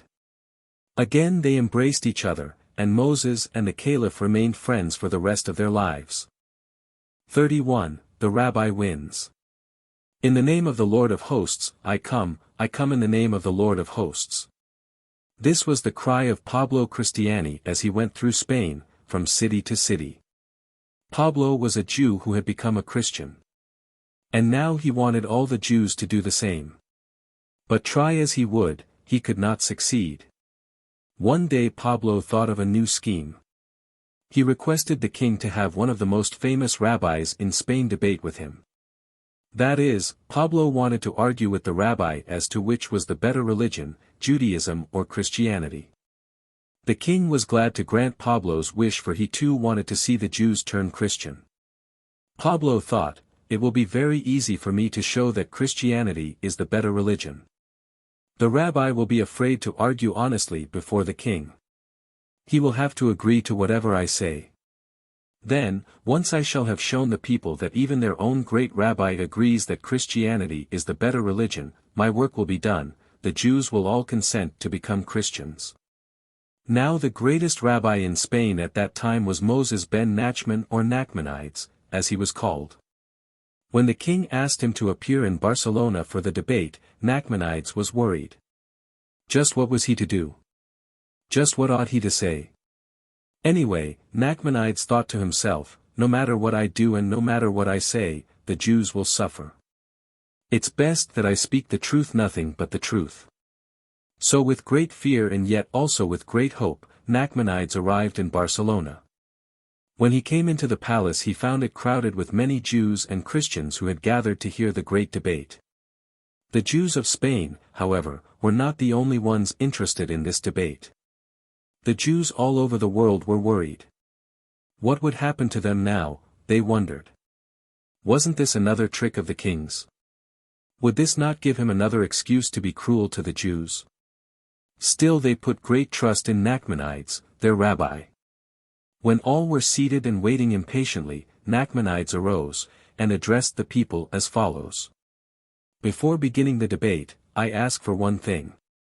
Everybody craned his neck. Everybody strained his ears to hear what Nachmanides was asking for. All I ask is that I be allowed to speak the truth as I see it, Nachmanides begged. Of course, of course. That is what we expect of both you and Pablo, the king answered in his courtly manner. For 3 days the debate went on. Nachmanides spoke without fear. It surely cannot be that the Messiah has come. Was it not said that when the Messiah came all wars would end, and there would be peace, only peace on this earth? But look about you. What do you see? Nothing but war and bloodshed. Surely Jesus was not the Messiah. That's so. That's really true. Many who were listening to Nachmanides thought to themselves. But they dared not applaud such ideas. What? Jesus not a Messiah? The Messiah had not yet come. That rabbi had better stop debating before he is killed. The Jews and even some of the Christians begged Nachmanides not to continue the debate. But Nachmanides paid no attention to their requests. He went right on arguing bravely. At last the debate was over. Pablo had not been able, as he expected, to show everybody that Christianity was a better religion than Judaism.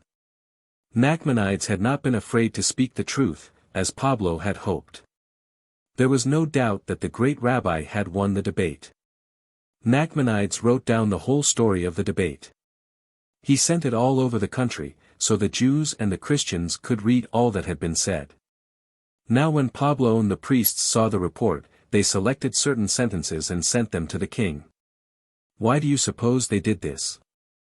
Well, you see, they took those sentences which belittled the Christian religion. For example, one sentence read, "There have been more wars since Jesus was born, than there had ever been before." Another read, "Jesus is not the Messiah," and other sentences like these. These wicked men came before the king and said, "Words like these are an insult to our Christian religion. The man who wrote them surely ought not to go unpunished." Again Nachmanides was summoned to Barcelona. Greatly alarmed, he obeyed the king's order. "Nachmanides," said the king, "it gives me much pain to inform you that you have been charged with insulting the Christian religion. Pablo showed me the report you made of the meeting in Barcelona." "What? What was that?" asked Nachmanides, who was now 70 years old. Maybe he hadn't heard the king correctly. Yes, the king continued, "and for that sin you must leave the country for 2 years. Nachmanides turned very pale. He sank into a chair exhausted. "But how did this happen, Your Majesty?" he asked. "I didn't write anything in that report which I hadn't already spoken before you, O Majesty. You don't really mean to make me leave my home, my wife, my children, and my little grandchildren, whom I love so much," Nachmanides pleaded in a voice choked with tears. The cruel king sat by unmoved. "Yes, Nachmanides, that shall have to be," he replied sternly. "The Pope has spoken. For 2 years you shall stay away from this country." 2 years, cried the clergy. "That is not enough punishment for a crime like that. For the rest of his life, let him be a wanderer on the earth." A great sob arose from some of the women present. A grey old man of 70 to be forced to leave his home, his son and daughter, and his little grandchildren. That was unheard of. So Nachmanides began his wanderings through Europe. After 3 years of weary travels, he came to Palestine, where at last he found peace. From there he wrote to one of his friends. "I am removed from my friends and my family, from the little children whom I brought up on my knee, but I feel repaid when I can walk on the stones of Jerusalem and weep at Jerusalem's fallen temple." Although at first Nachmanides was disappointed when he saw the ruins of the once beautiful city, he didn't sit and mourn over those ruins. Instead, Nachmanides, brave man that he was, gathered about him a small group of friends. He encouraged them to build up a real community. Many came to hear his lectures and sermons. And so Nachmanides was able to give the Jews of the Holy Land all the fine culture of Spain. Nachmanides lived in Palestine only 3 years. But he did more in those 3 years than others do in a whole lifetime. 32. Not for his crown. Rashi's father lived in a small town in France, near the sea. He was very poor, and he had to work very hard, loading and unloading the boats. One day as he was walking near the harbor, he thought he saw something very bright in the dirty sand. He stopped, and sure enough there, between 2 little pebbles, lay a very precious pearl. Hardly believing his eyes, Reb Isaac picked up the jewel and ran home. His wife, Sarah, when she saw him running towards the house, became worried. What could have happened? Why was Isaac coming home so early? And why was he running? In her great anxiety, Rashi's mother began to run towards her husband. Look! Look, Sarah, called Isaac all out of breath. See, he said between gasps, see, I just found this pearl at the harbor. Isaac! Cried his wife with joy, you'll never have to carry those heavy loads again. And I shall be able to sit and study the Torah all the time. Just think of that, replied Isaac, his eyes filling with tears. I shall take it to the jeweler immediately, said Sarah as Isaac carefully handed her the jewel. With trembling hands and a very fast beating heart, Sarah ran into the store of the jeweler. Look at this pearl. Isn't it very, very precious indeed? She asked tremblingly. The jeweler examined it carefully with his magnifying glass. You know that's a glass that makes everything look much, much bigger than it really is. He held the pearl up to the sun and then again in front of his candle. Yes, yes, the jeweler at last said slowly, as if talking to himself. This jewel is worth a lot. I will give you 10,000 ducats for it. Now it happened that on that very day, the jeweler had received an order from the bishop for a very expensive jewel, one that would be fit to set in his crown. So the jeweler was very anxious to buy this pearl from Rashi's mother. Yes, the jeweler said again, I need this pearl to adorn the bishop's crown, and even though it's not worth 10,000 ducats, I will pay you that much so that I may have it for the bishop's crown. Oh, is it that bishop who hates the Jews? That bishop who wants all the Jews to become Christians? The jeweler continued to examine the pearl, as if he hadn't heard what Sarah had said. Is that the bishop? Sarah asked again. Looking up, the jeweler smiled and said, well, I guess he is the one you mean. Without saying another word, Sarah took the jewel from him and carefully wrapped it up. The jeweler watched her, wondering what she was going to do next. As he saw her turn to walk out, he said. What's the matter, woman, don't you think 10,000 is enough for that pearl? Oh, indeed, more than enough, I'm sure, but I must go home to ask my husband's advice. Do you think Sarah was foolish for not selling the pearl to the jeweler immediately? Do you know why she didn't sell the jewel? Just listen to what happened. Sarah came home and told her husband the whole story. So he said. Well, Sarah, you didn't sell the jewel to him, did you? Why, how did you guess? Asked Sarah wonderingly.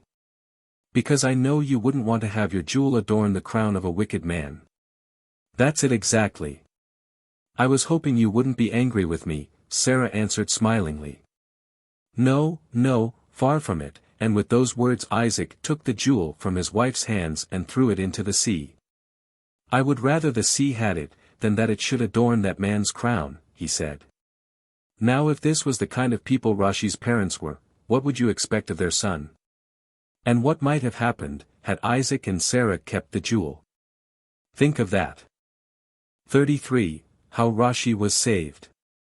And so, my dear brethren of Prague, I want to tell you that the Jews are getting on very nicely in France. They are not as rich as our Spanish brethren, nor are they allowed to take part in the government as the Jews of Spain are, but they keep on studying the Bible and the Talmud. And they continue to have great schools like those in Babylonia.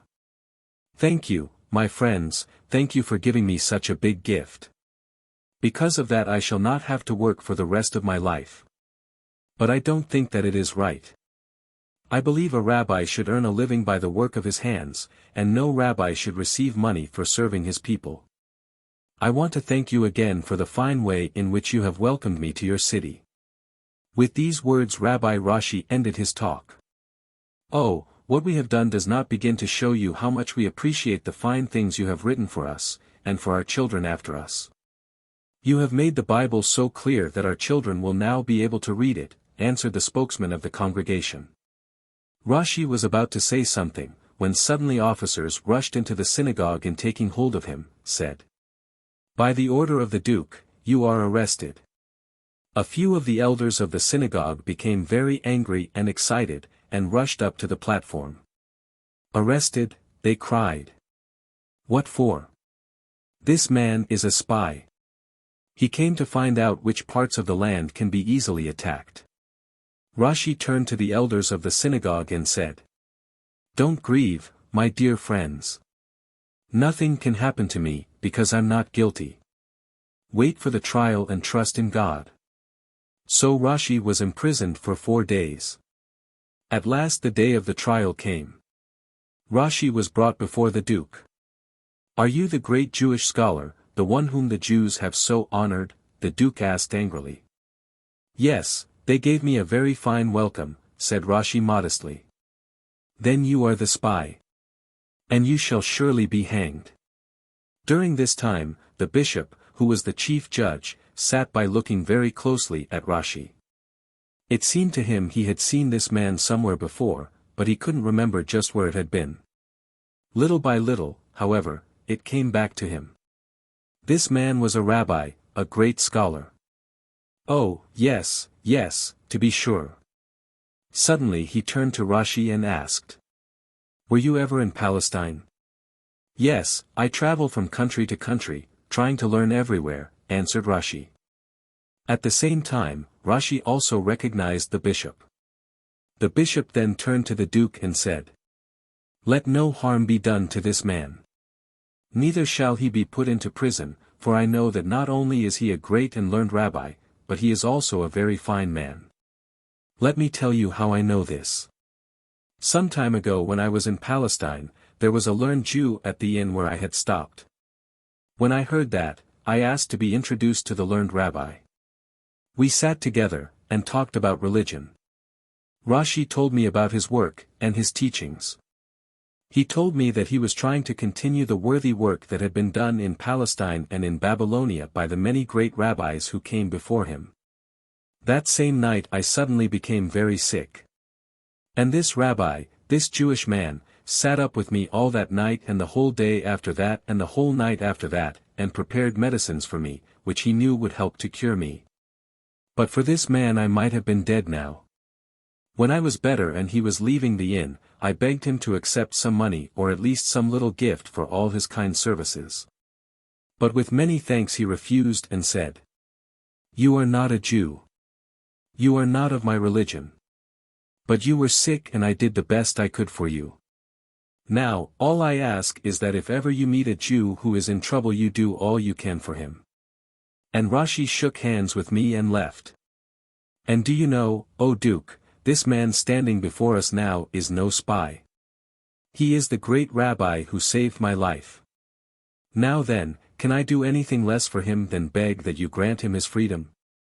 And so all the Jews rejoiced, for Rashi was allowed to return to his native France.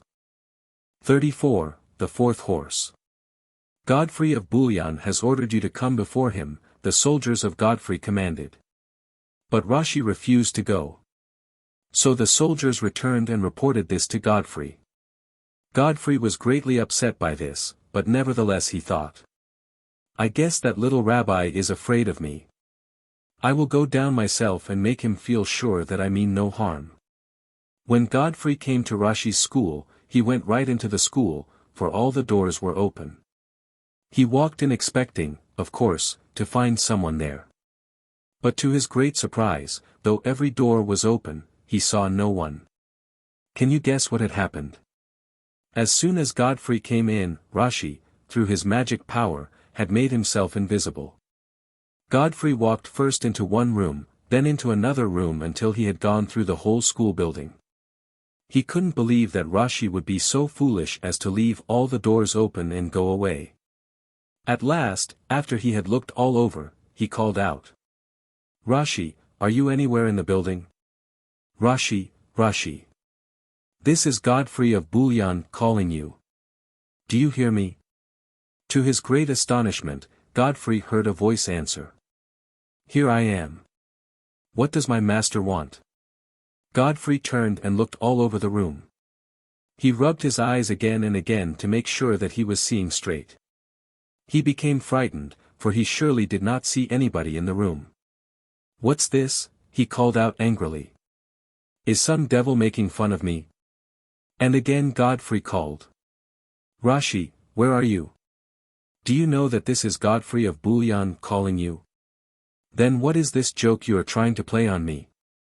But again a voice answered from nowhere, "Here I am. What is it my master wants?" By now Godfrey was so angry that he went out of the school and started homeward. At the same time, he made up his mind that if he ever found Rashi he would kill him. No sooner had Godfrey left the school than he met one of Rashi's pupils. "Please go and tell your teacher to come before me. Surely no harm shall come to him." When Rashi was sure that Godfrey meant no harm, he came and stood before Godfrey. "You are a great scholar, Rashi, and everyone has heard of your wisdom. Can you tell me then, whether I shall be victorious on this crusade which I am about to begin? Tell me truthfully, for you will surely not be punished for whatever you say." After a pause Rashi answered slowly, "You will capture the city of Jerusalem and you will be king over Jerusalem for 3 days, but on the 4th day the Moslems will put you to flight. And when you come back, you will be left with only 3 horses." At this announcement, Godfrey became red with anger. This was so different from the glorious victory he had planned. When his anger passed so that he could speak again, he said, "If this does come true, and if I return with only 1 more horse than you say, your body will be thrown to the dogs, and all the Jews of France will be killed." For a number of years Godfrey was fighting in Jerusalem. When he returned to France he had 3 soldiers with him, just as Rashi had said, but 4 horses instead of 3. Godfrey was, of course, very angry and disappointed. He had not succeeded in capturing Jerusalem and remaining there, as he had hoped, and so he was angry with the world. With a mean glare in his eyes, he was thinking. 4 horses, that is 1 more than 3, and I will take my revenge on that Rashi. Just as Godfrey was entering Twas, the city where Rashi lived, a large rock from the heavy gate dislodged itself and fell upon one of the soldiers. And lo, both the soldier and his horse were killed. And so Godfrey was left with only 3 horses just as Rashi had told him before. A miracle, called out Godfrey, who was quite beside himself. The prophecy of Rashi is fulfilled. 35. Flying from the roofs. Jews of Asia, hear ye. How long will you agree to be trodden under the heel of the Mohammedans? The Jewish people must do something real, something worthwhile. We can do that only in our own country, Palestine. So join yourselves with me in this great undertaking. Onward! Onward to the Holy Land! Thus spoke David O'Roy, a dark, handsome young man. David knew the Bible and the Talmud well and also the Arabic language. "Hear ye, my fellow Jews," continued David, "the Lord has sent me to you to take you out of the land of the Mohammedans, into our own holy city, Jerusalem. In order to do this I need your help to fight the other nations. In the name of the God of Israel, then, join my great army. Come to Ahmadiyya and take with you under your coats as many swords and spears as you can carry. Make sure that no one sees your weapons, and let no one have the least notion that you are hiding weapons. Yeah. Yeah. Hail to the Messiah. Hail to David, the Messiah." The Jews were suffering so much because of the terrible crusades, that they were glad to listen to anybody who promised to lead them away from their sufferings. And didn't David O'Roy say himself, that God had sent him? When the Sultan heard rumors of the arrival of a Jewish Messiah, he ordered that Messiah be brought before him.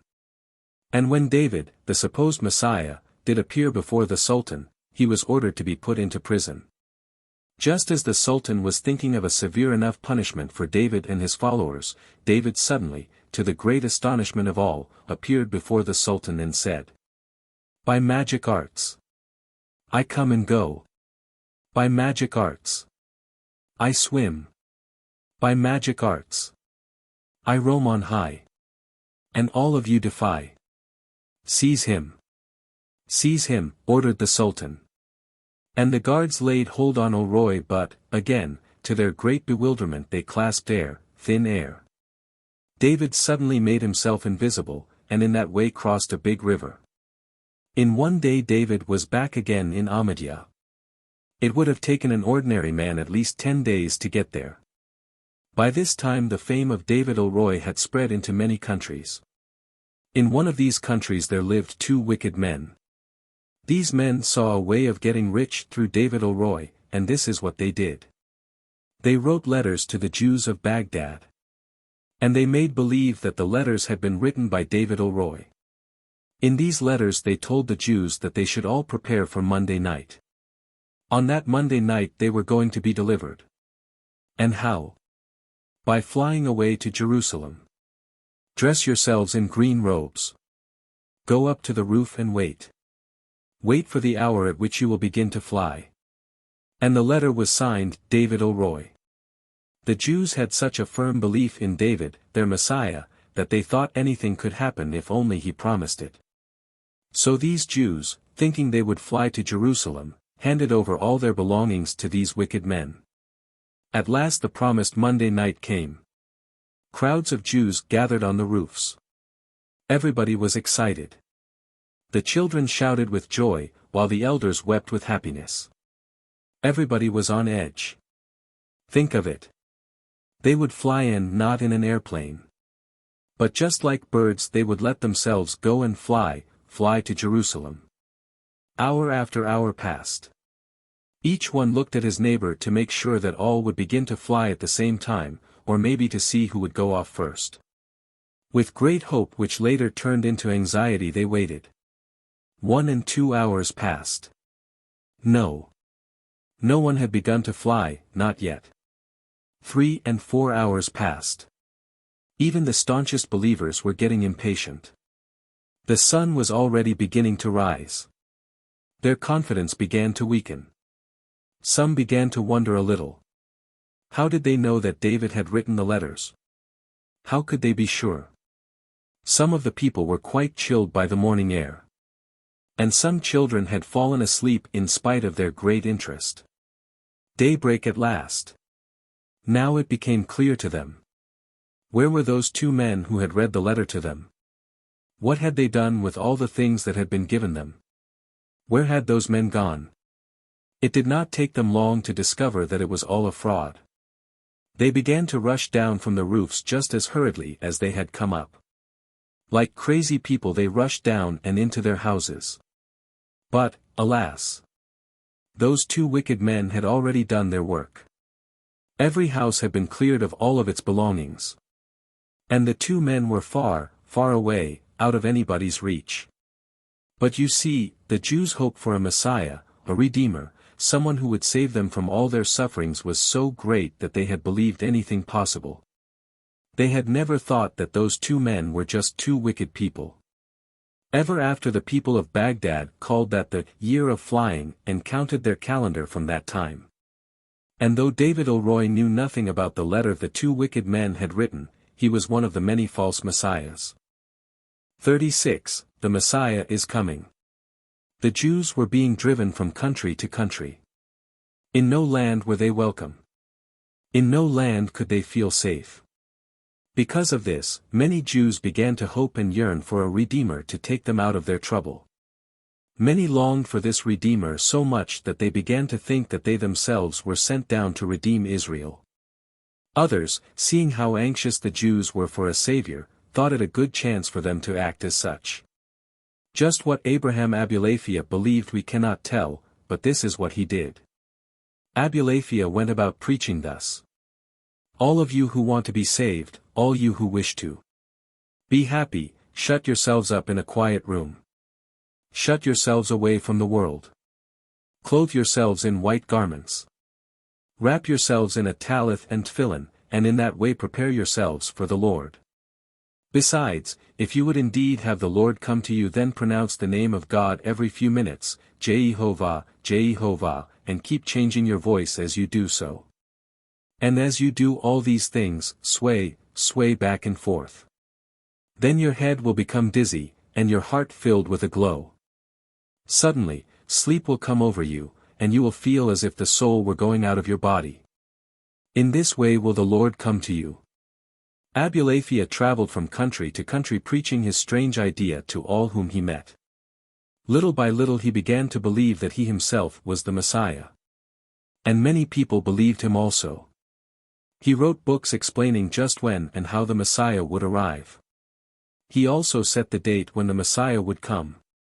The people prepared for the great day. To make sure that they would be allowed to go along with the Messiah, they gave a great deal to the poor and they fasted.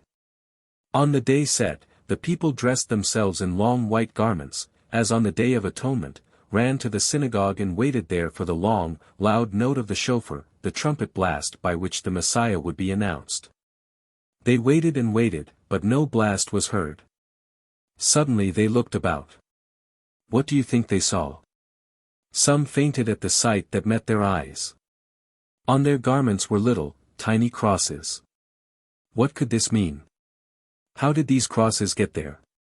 At first, great fear and alarm came over the people. Little by little, however, they began to see how foolish they had been. To believe in such silly things, to imagine that such stupid fasting and almost crazy screeching would call down the Messiah. Of course, someone had played a trick on them. When they had not been looking, the crosses had been pinned on to their hems to frighten them. Though still disappointed that the Messiah had not arrived, they returned home with clearer heads. No one would again deceive them about the Messiah. But would no one? 37. So this is your answer. In one of the crowded streets of the city of Worms a priest was speaking to a large gathering of people. All were listening with great interest when suddenly a child called to his mother. Look, mother, look at that man walking towards the priest. How dusty and torn his clothes are. He looks tired, too. And, see, mother, he has a pilgrim's staff in his hand. I wonder from where he comes. Before his mother could reply, the man had walked up to the priest and cried aloud in a trembling voice. Hear ye, brethren, I have just returned from the Holy Land. When I first came there with my companions, we wanted to visit the grave of Jesus. But when we came near it, we found it surrounded by hundreds of infidels who would not let us see it. You who live quietly and peacefully here, cannot imagine all we pilgrims had to suffer near that holy grave. This ought not to continue any longer. We must rescue it from the hands of those infidels. That's right, shouted the people. Then the priest called loudly, all those who want to go to the Holy Land to fight for the grave of Jesus, gather here. Some hundreds of people, not only in Worms but in other cities, too, formed themselves into bands and started on the pilgrimage to the Holy Land. They put a little red cross on their cloaks and so they were called crusaders. In order to get many men to go on these crusades to the Holy Grave, the popes sent out proclamations, called bulls, in which they said, let it be known that all men who join in this holy war, in this crusade against the unbelievers in Jerusalem, let it be known that the sins of these crusaders will be forgiven, and they will be excused from paying all their debts. Now it happened that in those days many Christians owed money to the Jews. When they heard the Pope's bull, they thought, now we can get even with those Jews. We won't pay our debts and they will not be able to take us to court either. And they were very happy. There were also monks and priests who for many years had tried to get the Jews to become Christians. These monks said, before going to Palestine to fight the unbelievers there, why not begin with the unbelievers right here? So it came about that the Crusaders while traveling to the Holy Land turned upon the Jews in the cities of Europe, whom they called infidels, and attacked them. Since the popes in their bulls forgave all sins and excused all debts, many bad people, such as thieves and robbers, joined the Crusades. When crusaders of this kind came through Jewish towns, they began to break into Jewish homes. In Worms, when the Jews heard that the Crusaders had come, they rushed to the bishop's castle. The bishop was a kind man and they were sure he would protect them. The Crusaders ran from house to house and from synagogue to synagogue. Furious because they found no one, they determined to destroy everything belonging to the Jews. First they tore the holy books and the Torah, then they set fire to the houses and synagogues. Still their anger was unsatisfied. And so they stormed the bishop's castle, crying madly, "Hand over those infidels. If they want to live they must become Christians." When the bishop, who was in one of his rooms in the castle, heard this, he came forward and pleaded with the Crusaders. What good will it do to Christianity if many Jews, who really don't want to become Christians, will make believe they are Christians? But the crazed mob would not listen. "We want those Jews," they shouted. The bishop, seeing he could no longer resist the mob which was growing wilder all the time, came to the Jews and told them that he could not protect them any longer. "You must be baptized," he said, "or these men will compel me to hand you over to them." Can you imagine how the Jews felt? What were they to do? Shalom, chief among the Jews, begged. "Please give us just 1 hour in which to consider whether we shall die as Jews or live as Christians." "Very well," said the bishop, "I shall try to keep away this mad mob for another hour. But remember, do not hold me responsible after that." Yes, the Jews had only 1 hour in which to decide between life and death. During that hour the mad mob kept on battering away at the castle doors. "We are giving those unbelievers too much time. Out with them. Death upon them." Meanwhile, what had the Jews decided? Do you think you can guess? Let us see. Some, a very few, said, "Oh, suppose we are baptized, suppose we do say those words, 'In the name of the Father, the Son and the Holy Ghost, we are baptized,' and then let them sprinkle a few drops of water on us. When we are free, we will become Jews again." "No, no, we will never listen to that," the others cried. They considered this way out and that way out. At last they made their decision. At the end of the hour, when the bishop returned, he was stunned at the sight which met his eyes. There lay the Jews dead. They had chosen to kill themselves rather than to give up their religion. "So," said the bishop, as a shudder went through him. "So this is your answer." And the Jews all over the world remember and honor these men of Worms as Kedoshim, holy ones, saints, who were strong enough to die for their religion. 38. Whither now? Granada has fallen. Gone are the Moors. Gone are these infidels. Why not the Jews? So chanted the crowds as Ferdinand and Isabella marched victoriously into Granada. Banners were waving, bells were ringing. People were shouting, "Down with the Moors! Down with the Jews!" And soon a proclamation was sent throughout the whole of Spain which read, "By the 13th of July not a Jew shall be found in any part of Spain." Have you heard the proclamation? Don Caesar, a very rich Jew, asked Don Pedro. Which proclamation? Don Pedro asked, rather ashamed that he wasn't keeping up with the times. "Don't you know that in 4 months we Jews shall have to leave Spain?" Don Caesar replied. "Oh! I can't believe it. It isn't possible. It can't be true. Don't Ferdinand and Isabella know that Halavi, Ibn Gabirol, Maimonides, and Ibn Ezra were all Jews? Don't they know that their greatest philosophers and poets were Jews? What can the king and queen be thinking of?" Don Pedro was getting more and more excited. "Why, our ablest financiers, our greatest businessmen are Jews. Even at this very moment Isaac Abravanel, a Jew, is holding a very high position at the court," added Don Caesar. But in a few days the king's messengers were calling throughout the land. "Jews! Hear ye! all you who do not accept Christianity must leave this realm or die. Now, only one who has lived in Spain knows how beautiful that country is. Only one who has lived in Spain knows how difficult it is to leave it. The Jews had lived there for hundreds of years. They had made Spain rich, and, as a result, they themselves had become rich. They loved the country and they could not bear to leave it now. Over and over again they said to one another, "We shall not go. We shall refuse to leave." Don Cesar Arrobio and Don Pedro were chosen to write a letter to Abravanel, who was at the court. Don Cesar and Don Pedro ended the letter with these words, "Don Abravanel, you have power. You know how much the Jews have done for Spain. You know how they hate to leave it. Our fate is in your hands. You must appeal to the king and queen. We look to you to save us." What could Abravanel do? He was sorry for his brother Jews. He tried to argue and plead with the king, but it did not help.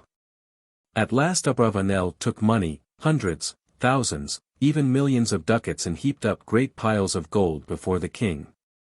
Abravanel knew that the king liked money more than anything in the world, better than his religion, and better even than his God. At the sight of the money Ferdinand softened.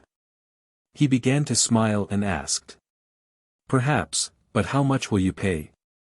"You can set your own price," said Abravanel. Ferdinand was about to answer when in walked the cruel Torquemada, one of the heads of the Catholic Church. "Will you sell the church for money?" he shouted. "Remember, the curse of the church will fall on your head." Everyone feared Torquemada, even the king himself. This decided it for Ferdinand. "I'm sorry, Abravanel," he said to his Jewish financier, "the Jews must leave Spain. And neither gold nor silver will they be allowed to take with them." Then in a low tone he said to Abravanel, "Of course, Abravanel, you are welcome to stay here as long as you live." Abravanel bowed and politely said, "Thank you, we shall see about that later." Soon the date for the expulsion came. It happened to be the 9th of Ab, the same day on which the temple in Jerusalem had fallen. Long and loud was the wailing of the Jews. Not only were they being driven out of their beloved country, but they were being sent away penniless. They were not allowed to take gold or silver with them, so they had to exchange their belongings for almost nothing. For many acres of land they had to accept a few sheep, for their beautiful houses, a few horses. Left without a home, without a country, without their wealth, old and young had to go. Some were sick and some were dying of grief.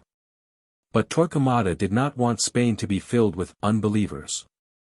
So the Jews had to go. Many were robbed and murdered on the sea. Many never lived to see the land to which they were fleeing for protection. Some were captured by sea vessels, and when they had no money to give to the captain they were thrown into the sea. Others, who were allowed to live, were sold as slaves. And where were they going? One group with Isaac Abravanel as its leader went to Italy, for you surely did not think that Abravanel would remain in Spain, while his brother Jews were driven to strange lands. Abravanel was very famous, not only in Spain but also in many other countries of Europe. So he and the group of Jews who went with him were welcomed in Italy. Some Jews went to Africa, and still others went to Turkey. Many were sold as slaves, and parents had to be separated from their children. And so Spain was cleared of her Jews. But at the same time that the Jews were driven from Spain, Columbus started on his voyage to East India. The Jews had given their money not knowing that it would help Columbus discover a new land, a land of refuge for all the suffering Jews, as well as for other people. Into this land the Jews would bring their Bible and their Talmud. Forgetting their troubles, they would carry over their high ideals, and live on as a great people for centuries to come. Now Spain became less and less important, while this new land, which granted religious freedom to its people, became one of the greatest countries in the world. Someday we shall see how the Jews came to America and how they lived in this new land of freedom.